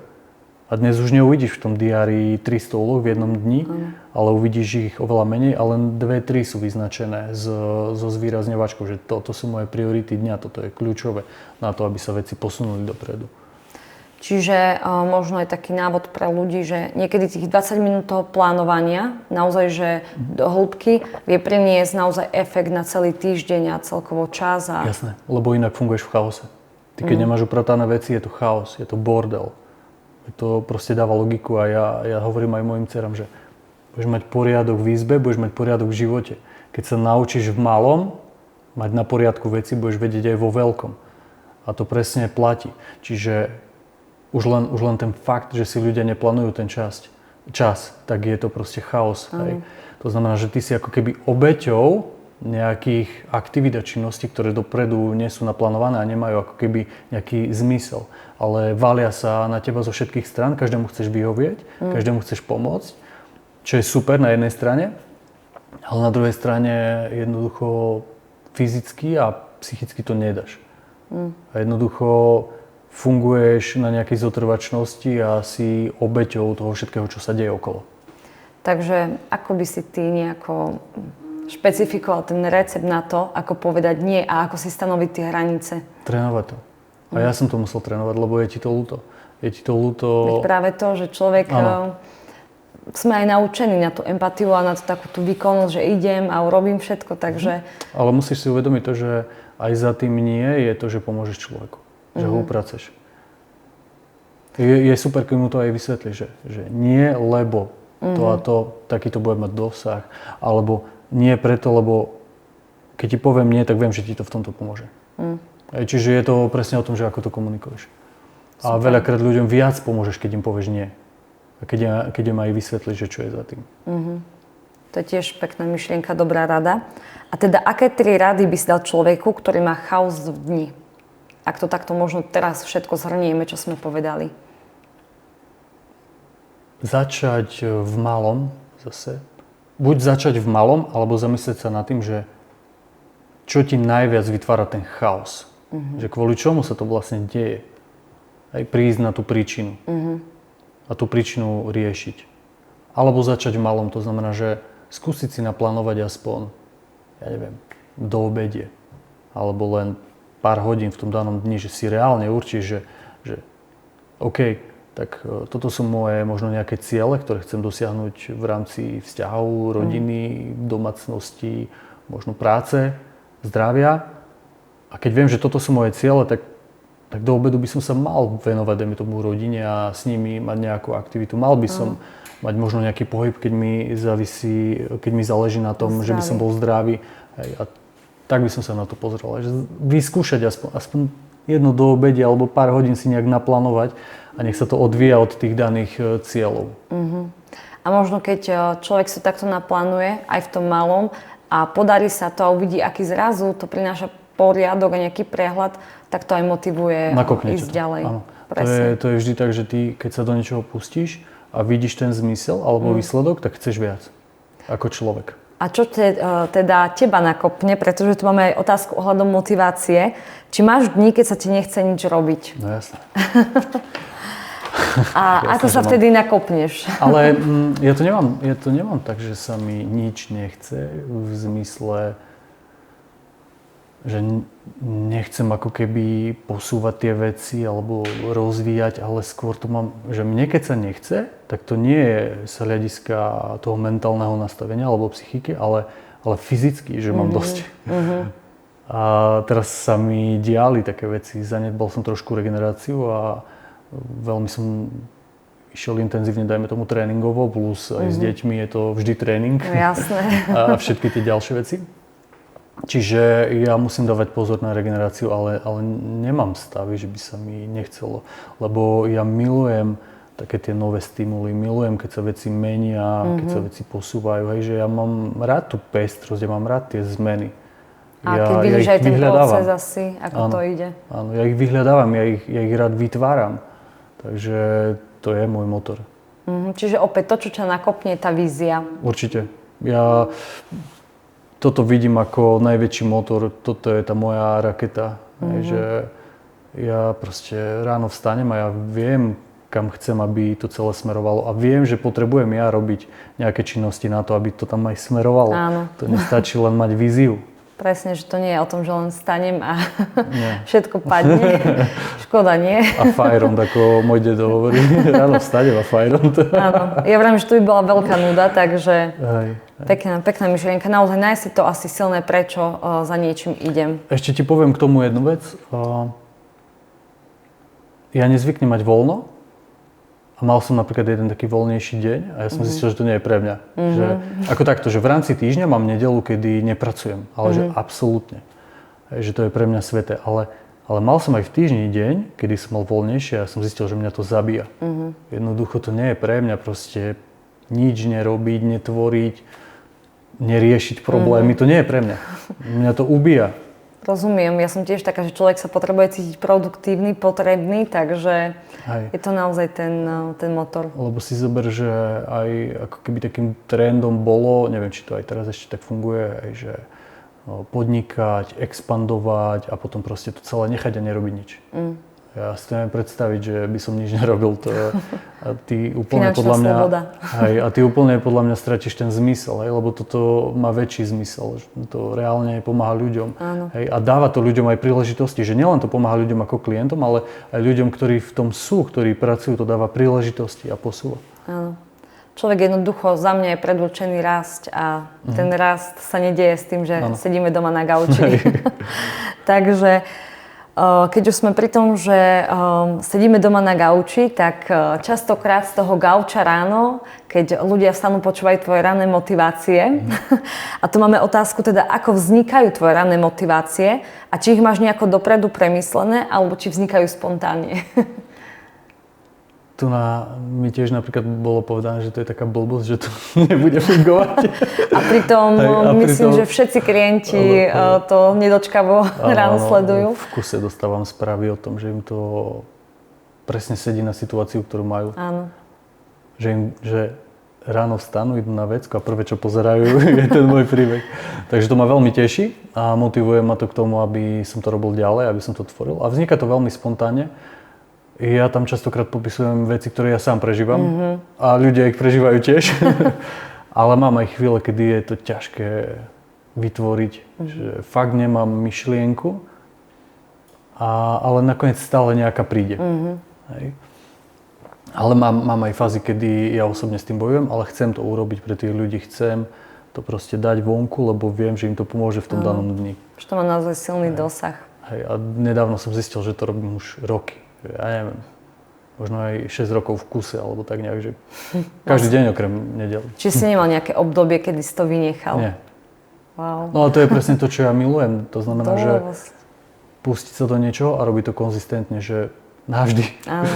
Takže si predstavujem, že budem nejaký 80-ročný. Takže uvidíme ťa v procese celého života v rôznych etapách. Super, naozaj je to pravda, že aj dokonca na môj deň niekedy sedí tá ranná motivácia, takže môžeme len potvrdiť. Ďalšie otázky, ktoré prišli, sú na tému financií. Síce sme sa už bavili o podnikaní, ale teraz možno by sme išli trošku viac do tvojej domácnosti. A teda otázka, ktorá sa týka financií, ako pristupuješ k peniazom a či skôr šetríš, alebo si vieš aj dopriať? Dlhé roky som fungoval tak, že som veľmi veľa, alebo všetko investoval naspäť. A teraz je to stále do veľkej miery, ale už sa snažím vytvárať aj nejaké bezpečie v zmysle rezerv a tak ďalej, aby to bolo zdravé. Toto je veľmi podstatné pre mňa a to platí aj pre firmu, aj pre rodinu. A aký som, rozdeľujem peniaze. To znamená, že mám v tom už systém. Opäť poriadok asi aj v tejto oblasti. Hej, snažím sa. Mám v tom systém v zmysle, že to neberiem ako jeden celok, ale delím to na nejakú časť pre rezervu, na nejakú časť pre investovanie, na nejakú časť pre bežné výdavky a fungovanie. A či si doprajem, tak ja keď si doprajem, tak bude to nejaké jedlo alebo nejaký výlet. Skôr asi zážitky. Tieto veci. Hej. Nemám nejakú takú závislosť, do ktorej by som dával peniaze, že napríklad nejaké oblečenie si potrebujem pravidelne kupovať, alebo čo si nakúpim, tak dajme tomu doplnky, to používam na pravidelné. Čiže ako keby zase naspäť investujem aj do seba, aj do tých svojho ostatných. Zdravia, áno. Že tam ide najviac. Čiže opäť, kde vidíš ten dlhodobý efekt? Áno. Ale ja som nikdy nezažil nejaký taký veľký finančný úspech v zmysle, že pre seba máš proste nejak veľa, lebo ako to konzistentne rastlo, konzistentne som to proste celé investoval naspäť, hej, viac menej. Takže takto to fungovalo vždy. Super. A teda v rodine, spomínal si už nejaké výdavky, dávaš bokom na investovanie? Investuješ do niečo, okrem Inspirimate, samozrejme takto podnikania?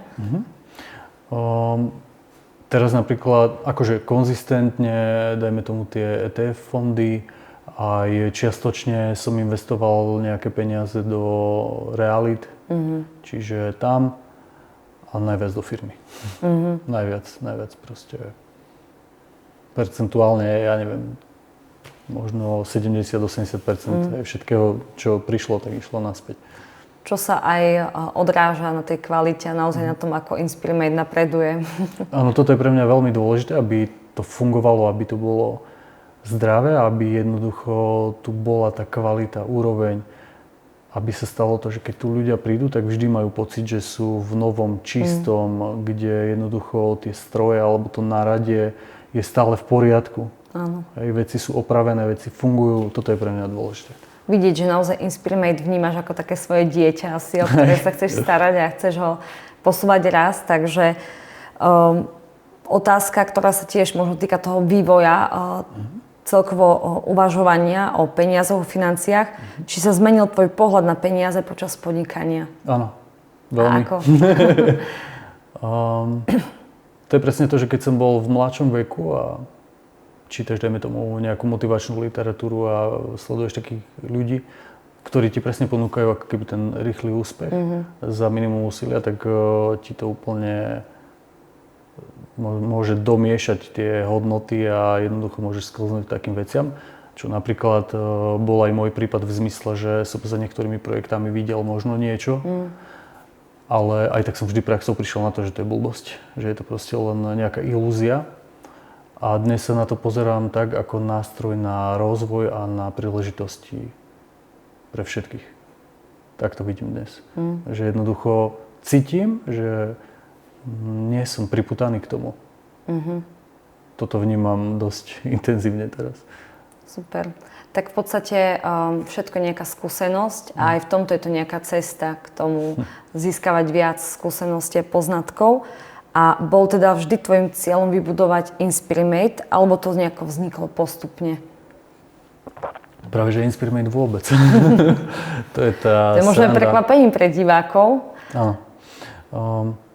Ja som v minulosti bol primárne zameraný na trénerstvo ako také a okolo toho som aj rozvíjal projekty a tak som to videl aj z dlhodobého hľadiska, že som tréner, ktorý pomáha primárne ľuďom, ktorí majú nadvahu a obezitu. Je to moje poslanie. Popri tom robím projekty, to ma veľmi baví tvoriť.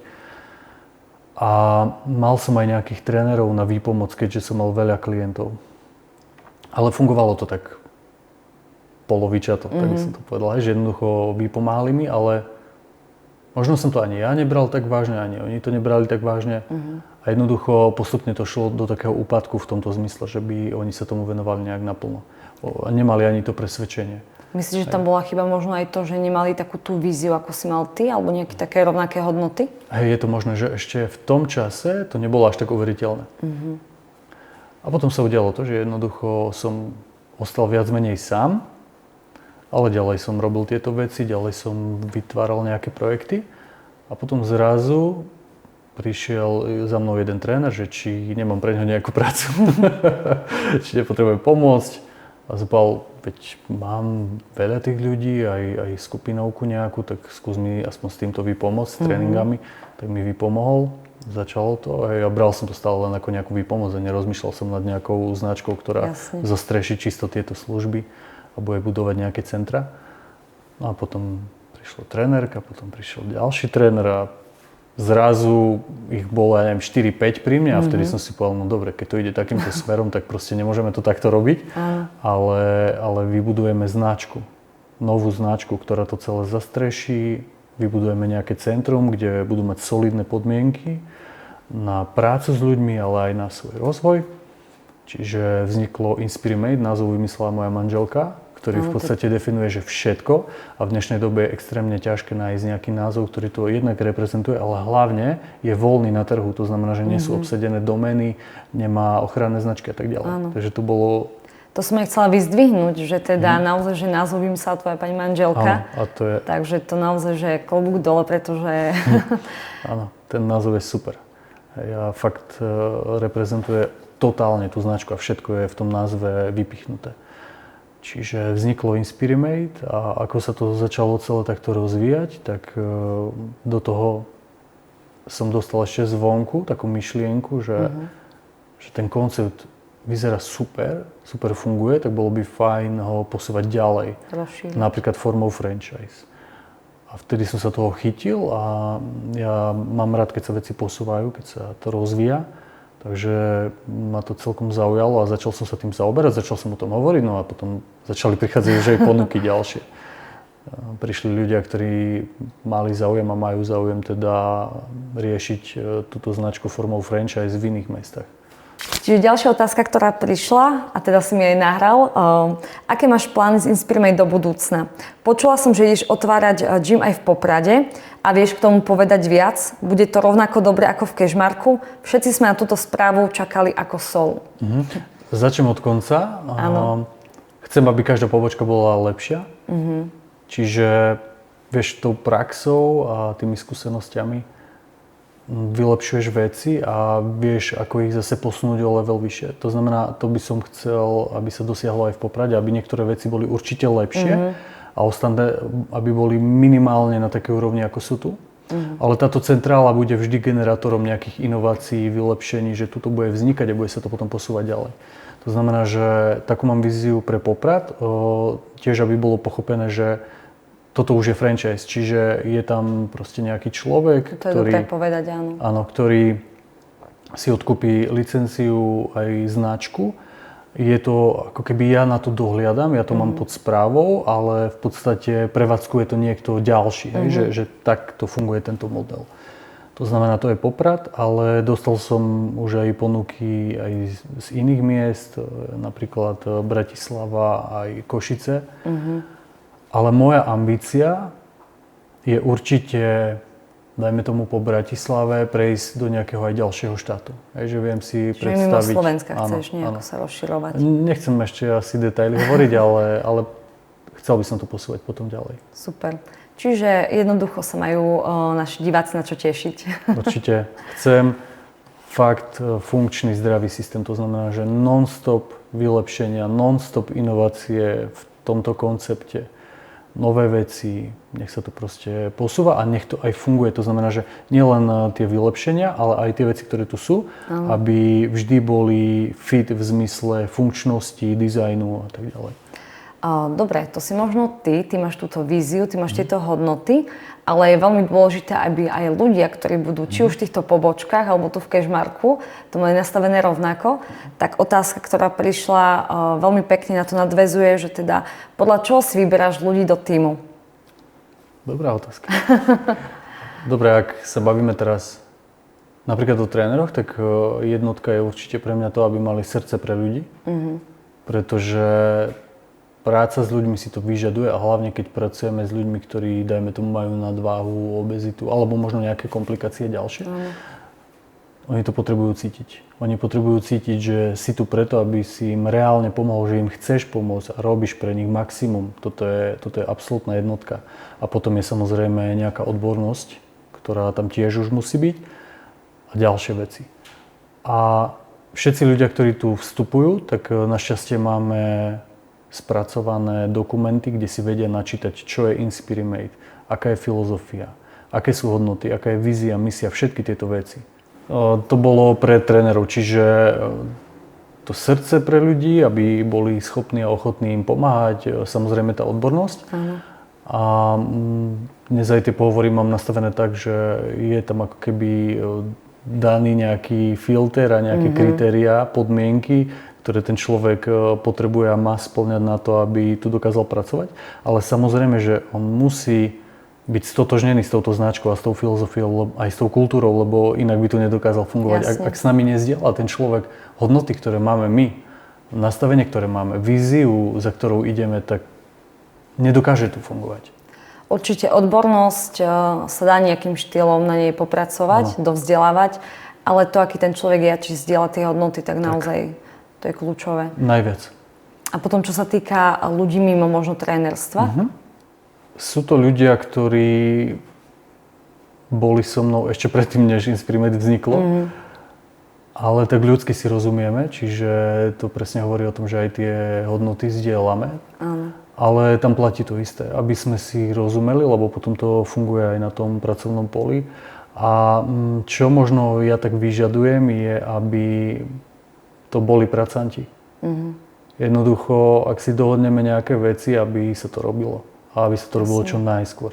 Toto je veľmi dôležité pre mňa, lebo nemám rád, keď sa veci zbytočne naťahujú a keď jednoducho to nejde v takom tempe, že toto vyžadujem. Super, tak možno aj pre ľudí, ktorí by chceli byť súčasťou Inspirimate, je to fajn, možno sú to také body, ktoré vedia, že ako sa teda, ako to tu máme. A možno tiež taká zaujímavá otázka, či sa ti stalo, že si sa v niekom sklamal? Jasné. Vieš k tomu nejak povedať aj viac? Možno o čo išlo?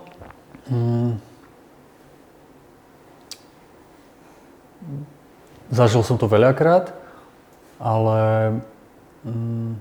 vieš, ja sa pozerám na to aj zase z toho kresťanského hľadiska. A chápem, akí sme my ako ľudia. Ja tiež, všetci. To znamená, že máš sklon k tomu hriechu, máš sklon aj k tým zlým veciam a potom vieš ľahšie aj odpustiť. Chápeš, že ten človek to proste urobil v takom nejakom nastavení, alebo to urobil v nastavení, že chcel seba nejak zachrániť, alebo si možno vybojovať nejakú výhodnejšiu pozíciu, aby sa mal lepšie a dajme tomu jeho rodina lepšie. Takže zažil som také veci viackrát. Či sa to možno týkalo nejakých väčších vecí, že nejaké možno podnikania a tak? Hlavne podnikania. Jasne. Ale tak to asi aj niekedy podnikanie obnáša, že človek sa učí aj na týchto ako keby veciach. Potrebuješ vedieť čeliť aj týmto veciam, vedieť si k tomu sadnúť, vykomunikovať, určiť nejaké hranice. Hej, lebo na začiatku, keď človek nie je taký vyspelý v tom, však nehovorím, že teraz už som, ale cítim, že je to lepšie. Tak toleruješ niektoré veci, alebo sa tváriš, že sa to nedieje, ale potom to už zasahuje ďalej do nejakých procesov, do firmy, dajme tomu, do rozvoja, do zdravia firmy, tak musíš s tým niečo urobiť. Aj keď ti to je nepríjemné. Jasne. Spomínal si teda opäť možno takéto tvoje hlboké presvedčenie a vieru a strašne veľa otázok prišlo aj ako keby na tú tému, pretože ty to aj teda častokrát na sociálnych sieťach nejakým štýlom propaguješ a zdieľaš rôzne veci, čo sa týka viery a možno nejakých takýchto citátov.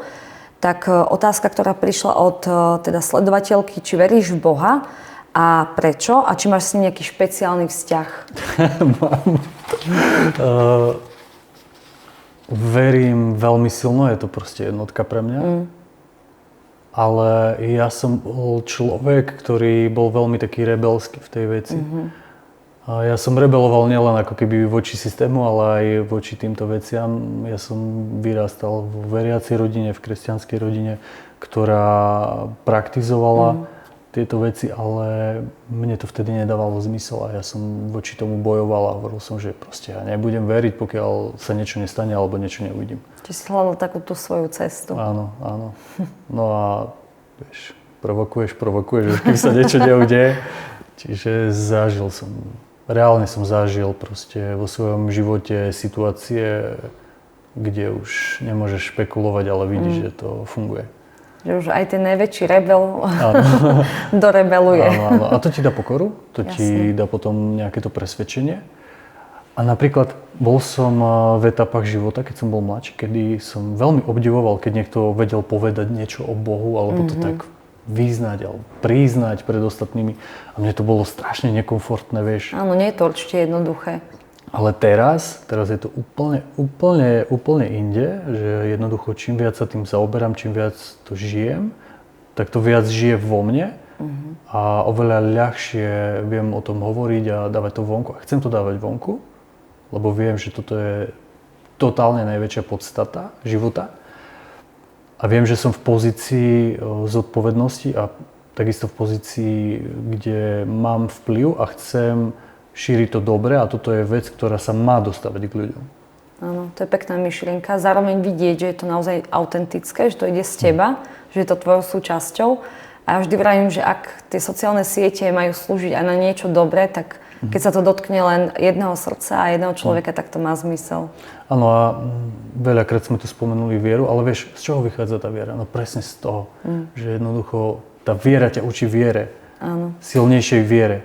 A teraz možno taká vec motivačná pre ľudí, ktorá ich podľa mňa pohne, že jednoducho, vieš, dnes chcú ľudia úspech, chcú ľudia výsledky a tak ďalej.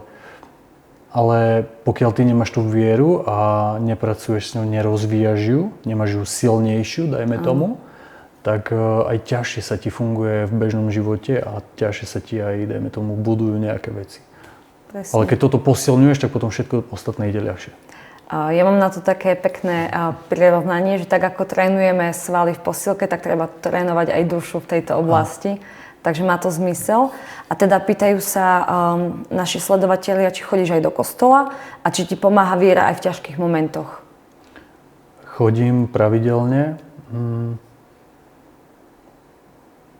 Nie som toho názoru, že som veriaci, ale nepotrebujem chodiť do kostola. Jednoducho, vieš, je to chrám Boží, tam je ten Boh, ty to vieš navnímať, cítiť. Možno na začiatku nemáš takú citlivosť na to, ale znova je to presne o tom, že keď to rozvíjaš a živíš v sebe, ja tam nachádzam tú silu, aj že reálne ma to posilňuje, ja tam nachádzam ten pokoj.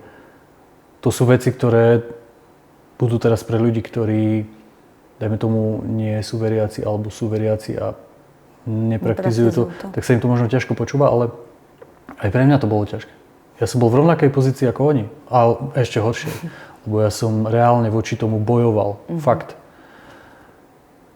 A proste robil som aj rôzne, dajme tomu, že vytržnosti a bol som v rôznych pouličných bitkách a také veci, to bolo proste... To by teraz nikto nepovedal, že Matúš Pirko bol bitkár. Hej, a vieš, dnes mám z toho hrozný pocit. A chcem povedať, že jednoducho to je to miesto, kde dokážeš najviac načerpať, takže má to obrovský zmysel, alebo častokrát mi to ľudia argumentujú, takže ja tam nejdem, lebo je tam ten a ten je taký a taký. No dobré, ale ten človek to najviac potrebuje, že jednoducho, veď aj ku nám chodia ľudia, ktorí to potrebujú.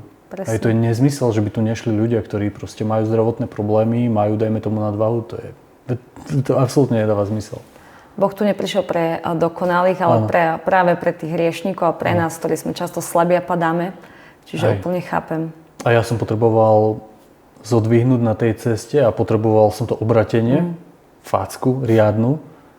A to sa udialo, mal som šťastie, lebo ja som nešiel úplne dobrou cestou. Vieš.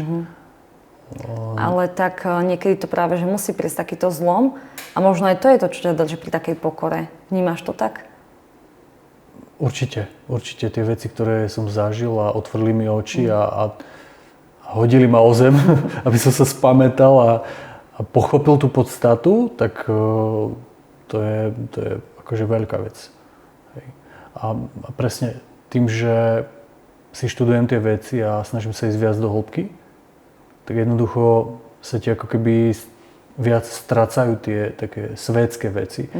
Viac to tak prchá preč a prestáva ti to dávať zmysel. A že lepšie potom pochopíš, že čo skutočne má v tom živote zmysel. Hej? A na čo si tu? Hej? A prečo je dôležitá služba napríklad ľuďom, hej? Že nie ty, ale to, čo robíš ty pre druhých. Hej? Že to sú tie veci, ktoré som pochopila. A keď ti to tak zaklapne do seba a dá ti to ten zmysel, tak ten zmysel vidíš a dáva ti to väčšiu motiváciu to robiť ďalej, lebo chápeš, že to má väčšiu podstatu ako len to, že tomu človeku pomôžeš, ale pomôžeš aj ďalším. A vieš, ja napríklad som čítal aj knihu od ľudí, ktorí zažili, dajme tomu, klinickú smrť, zažili nebo. A ty keď sa zrazu začneš v živote rozhodovať na základe nejakého neba a večného života, že čo je podstatné pre tieto veci, tak začneš úplne inak fungovať. Presne. Zas ten dlhodobý efekt a možno diváci, ktorí sú veriaci, nás počúvajú a tiež chcú možno urobiť aj v takom tom fyzickom meradle nejakú premenu, tak môže to byť pre nich taký tiež odrazový mostík, že tá viera ich vie pri tom podržať. A tak ako vo viere pozeráme na dlhodobé hľadisko, tak treba pozerať na dlhodobé hľadisko aj v zdraví, aj vo vzťahoch, aj v každom ako keby aspekte života a vidieť, že ty to naozaj všetko prepájaš. Veľmi pekne. Ja to tak vidím a mňa to aj baví, že v tom mám to šťastie, že mňa to baví sa starať o tie veci. Baví ma starať sa o rozvoj, dajme tomu, firmy. Baví ma starať sa o rodinu, baví ma starať sa o zdravie.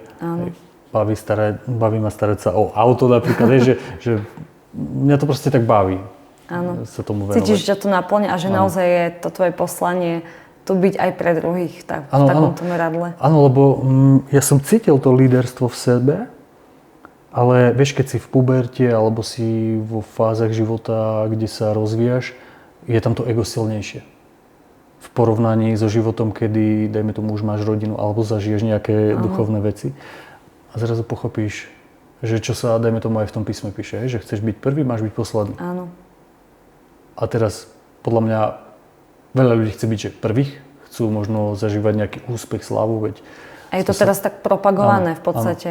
Lenže čo to reálne znamená zase, ako keby sa hľadiska nejakej večnosti alebo neba, že chceš byť prvý, tak máš tu byť pre druhých a im pomôcť, aby sa pohli dopredu. Hej. A myslím si, že u teba sa to prejavuje aj v tom líderstve, lebo ja osobne to tak mám tak, že pre mňa si ty vzor lídra, lebo naozaj to z teba cítim, že ty si tu najmä pre druhých, až potom sa pozráš na to svoje hľadisko. Takže aj to je fajn myšlienka, možno taká inšpirácia, že naozaj myslieť na to dobro aj pre to okolie, pre okolitý svet, pre ostatných. Hej, len niekedy to tak nebolo, vieš. A to si tiež treba priznať, že ja teraz nechcem, aby ja som bol vnímaný ako nejaká perfektná figurka, to je blbosť. Proste ja som zažil veci, robil som veci, ktoré neboli najlepšie. A vravím, že aj to ego tam bolo silné, že chceš sa presadiť nejak v tom živote. Ale potom ideš ďalej a dozrieš v tých veciach a potom pochopíš, že ako to v skutočnosti je. Hej, že... Ale to je dôležité, že človek pochopí, prizná si to a chce kráčať už správnou cestou. Takže ty na nej kráčaš a mnohým ľuďom pomáhaš. A teda otázka, ktorá padla, si myslím, že je možno už aj bezpredmetná, že čo ťa najviac na tejto práci baví, Lebo veľa si už popísal toho, ale ak by si takú tu naozaj, že takéto gro z toho vytiahol, čo by to bolo? Mňa baví zmena. Preto som aj tréner zmeny, že nakoniec ma to definuje. Mám rád zmenu, mám rád, keď sa veci rozvíjajú a menia v podstate v tom procese, ale milujem tú podstatu, hej, že jednoducho v tej práci je fakt, že všetko zakomponované. To znamená, ja mám možnosť, vďaka Bohu, že mám možnosť mať tieto talenty, ktoré viem na to používať. Mám možnosť tvoriť veci, ktoré prinášajú ľuďom príležitosť, hej, že toto je pre mňa úžasný pocit, lebo ja som stále hovoril, že snívam o firme, vďaka ktorej ľudia nemusia ísť do zahraničia, ale môžu ostať tu so svojou rodinou, lebo to bola ďalšia vec, ktorú som často počúval a vadilo mi to, že chcel som, aby mali tie možnosti tu. Čiže dáva to ako keby mladým príležitosť, to je pre mňa úžasná motivácia a zmysel. Veľmi sa z toho teším. A ďalšia vec, že robíme činnosť, ktorá reálne ľuďom dokáže zlepšovať zdravie a kvalitu života. Hej, čiže to je ďalšia vec. Čiže je to zo všetkých strán. Hej, takže aj tie príležitosti, aj zlepšenie života, aj tá možnosť tvoriť, budovať veci podľa toho, aké sú tie vízie. Áno, že v podstate aj tú svoju kreativitu, tie talenty vieš aplikovať. Áno. Výborne. A plánuješ sa teda tomu venovať celý život, alebo máš aj inú víziu? Nemám inú víziu. Takto, že ja som to už niekoľkokrát povedal, do čohokoľvek sa pustím, ja to chcem rozvíjať navždy. Si je to čiastočne presne povedal. Ale mám aj predstavu toho, čo mi dáva ešte taký vyšší zmysel a chcel by som to robiť, už to v podstate čiastočne robím popri tejto činnosti. A možno keď budem v dôchodku alebo keď budem starší, tak by som sa tomu venoval, že ešte viac. Ale nechcem hovoriť detaily. Ale tak určite sa to bude týkať tiež možno niečo, čo aj teraz. Súvisí to s ľuďmi. Áno. To vidím na tebe, že ty by si asi nevedel žiť bez toho aspektu, že niekde pomáhaš alebo niečo odovzdávaš. Tak ťa mám aspoň ja navnímaného. To musia povedať druhý, nechcem to ja tak hovoriť. Ja to hovorím. Spomenuli sme teda trénerstvo, podnikanie, spomenuli sme tvoj projekt, keď si pribral 25 kg. Jedna vec, ktorú sme ešte nespomenuli a skrát ťa môžu mnohí diváci možno aj poznať, je Jama Levová. A teda otázka, ktorá tu padla, je, že čo ťa viedlo ísť do Jamy Levovej? To bola náhoda, ale v podstate dnes už si nemyslím, že sú veci len tak. Náhody za mňa neexistujú. Ja som každopádne vždy mal v hlave nejaké nápady a to platilo aj pre trénerský software, ktorý som mal dlhé roky v hlave. Ale vždy som to potom nejak odkladal, odsúval, lebo som iné veci riešil, iné projekty. Až raz sa mi stalo, že som trénoval jedného chalana, ktorý sa špecializuje na IT a povedal, že je schopný mi to proste pripraviť, taký software, pretože som chcel vylepšiť tie procesy. Nechcel som, aby sa plány tvorili vo Worde a v PDF-kách a tak ďalej. Pričom tá doba je už úplne niekde inde, tak som chcel zdigitalizovať tie veci a zefektívniť celú prácu. No a on mi to pripravil a počas toho, ako mi to pripravoval, tak padla taká myšlienka, že čo keby sme z toho urobili platformu aj pre ostatných trénerov. Ja som vral, že OK, veď vyskúšajme to. A do toho celého ešte sa stalo to, že som bol v kúpeľni, umývam si zuby a manželka mala na notebooku pustené Vojo alebo niečo také. A bežala tam reklama, že si podnikateľ a rozvíjaš nejaký projekt, máš nejaký nápad, chceš získať investora. Toto som počul, ani som si nedoumýval zuby, som to položil proste tú kefku, sadol som za notebook, už som vypisoval žiadosť. Lebo my sme si tam presne povedali, že dobre, ideme z toho urobiť platformu. Ale bolo by super, keby sme získali nejakého investora, aby sme to mohli rýchlejšie rozvíjať. A zrazu to počuješ. Áno. A toto sa stalo, takže som sa hneď prihlásil, prešiel som cez nejaké castingy, že nebol to jeden, ktorý je v telke. Ako to vidíme asi v televízii. Áno, ale boli celkovo, sa mi zdá, že 3. Čiže prešiel som ich našťastie. Prvý bol taký pohovor jeden na jedného, druhý bol pred nejakým človekom z Nemecka. Tam to bolo dosť v angličtine a tretí bol už, som sa dostal ako keby do finále, kde bolo, ja neviem, 58, dajme tomu projektov, 24 reálne sa dostalo asi pred telku a iba 12 sme možno získali investíciu. Čiže prepáč, to, čo my sme videli v televízii, za tým je ešte takáto cesta. Áno. Wow. Áno. A ešte rôzne ďalšie iné pohovory, kde riešiš napríklad aj výšku tej investície, konzultuješ veci a naďalej rozvíjaš projekt. Takže. Wow. Takže naozaj klobúk dole o to väčšie, keď to teraz takto počujem. Tiež som netušila, že za tým stála takáto cesta. A teda ty si získal investíciu od Tatiany Ondrejkovej. A teda aj na ňu sa ľudia pýtajú, že aká je Tatiana Ondrejková a či ešte spolupracujete. Myslím, že som chcel ešte niečo ku tomu doplniť, hej, že v rámci napríklad diskomfortu, že bol to pre mňa obrovský diskomfort ísť do toho štúdia a postaviť sa pred takých veľkých podnikateľov a investorov, lebo v tejto sfére som nemal žiadnu skúsenosť. Absolútne žiadnu. Wow. Ale zase vďaka tomu, čo ma naučila gymnastika, ísť do toho aj napriek tomu, čo cítiš, tak to mi pomohlo. No a nakoniec to bolo úspešné. Čo sa týka Tatiany, super človek. Mal som obrovské šťastie, lebo ja som z tých investorov poznal možno 2 ľudí. Že nemal si to také, že vopred chceš získať ju alebo jeho? Mal som predstavu, ja som chcel spolupracovať s Milanom Dubcom, tým, že on v minulosti riešil nejaké softverové veci, čiže má skúsenosť v tejto oblasti, tak to bolo pre mňa také lákavé spojiť sa s človekom, ktorý to pozná a vedel by možno najviac pomôcť. Ale Tatianu som nepoznal, že absolútne. Hej, čiže, ale ako náhle som vošiel dovnútra do toho štúdia pred investorov, tak sa usmievala celý čas od začiatku až do konca, že dobre nám to tak spolu fungovalo. Aj tú energiu asi tak vedela možno dať v tom momente. Áno, čiže predstavil som tie veci, ugrilovali ma tam riadne, lebo ja neviem, reálne som tam bol 1,5 hodiny, 2 hodiny, možno aj trošku dlhšie. Čiže nie ten krátky zostrih, čo vidíme v televízii. Nie tých 8 minút. Takže bolo to náročné, ale nakoniec sa mi podarilo získať 3 ponuky z 5, ale rozhodol som sa pre Tatianu po konzultácii aj so Šimonom a Adamom, ale rozhodli sme sa najlepšie, ako sme mohli, pretože veľmi bola nápomocná Tatiana, individuálne ma mentorovala v niektorých veciach, odovzdala nám týmy ľudí, s ktorými sme spolupracovali, či už na GDPR, alebo na nejakých technických veciach, alebo na marketingu. Takže to bolo veľmi dobré.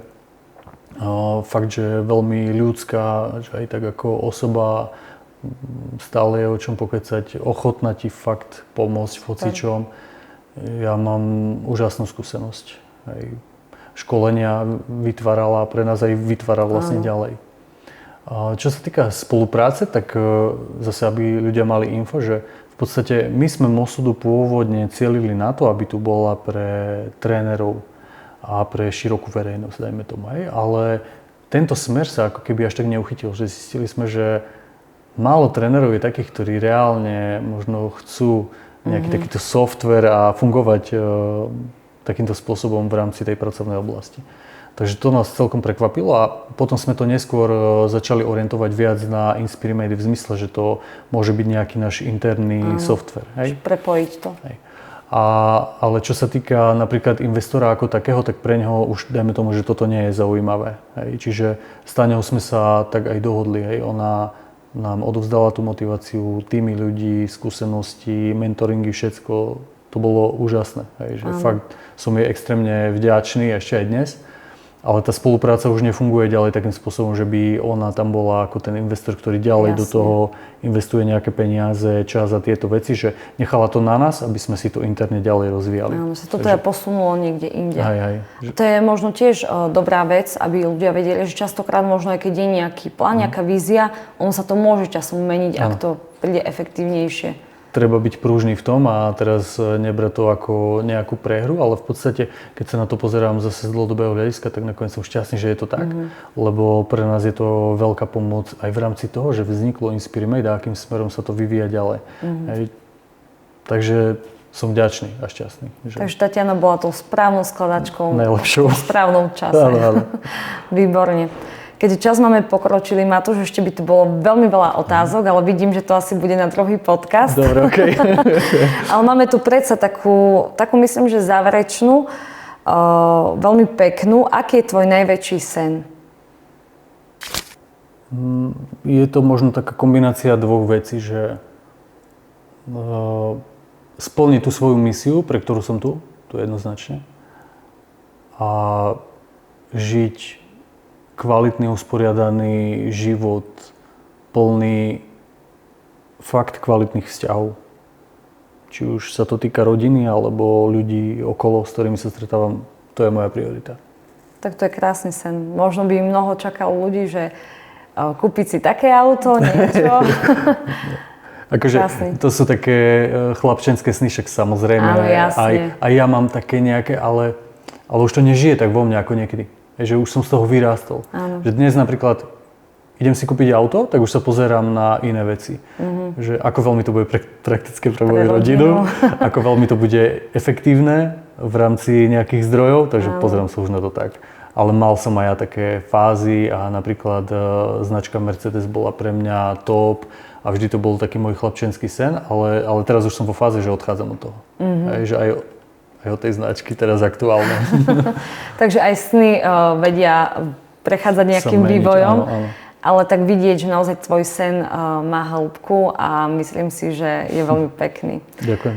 Takže predsa ešte taká posledná vec pre našich divákov. Ak by si mal povedať jednu vec človeku, ktorý práve teraz chce zmeniť svoj život, ale bojí sa začať, tak čo by to bolo? Nech to urobí a nie je paralizovaný strachom a zbytočnými myšlienkami. Proste krok vpred. To, čo ma naučila gymnastika. Toto, keď si ľudia zoberú so sebou do praxe teraz, odkedy to počujú, tak im to zmení život. Takže, milí diváci, nie je na čo čakať. Áno. Môžete sa vrhnúť do toho. Vstať a proste urobiť tú vec. Nešpekulovať na tým. Tak. Ďakujem ti veľmi pekne. Ja ďakujem za super otázky. Za zodpovedanie všetkých otázok a myslím si, že naozaj to mnohým ľuďom pomôže, inšpiruje, motivuje ich to a v podstate aj pre mňa to bol veľký zážitok, že som ťa mohla zase trošku lepšie spoznať. Ďakujem. Tak ďakujem. Ja tebe. Tak na budúce. Majte sa.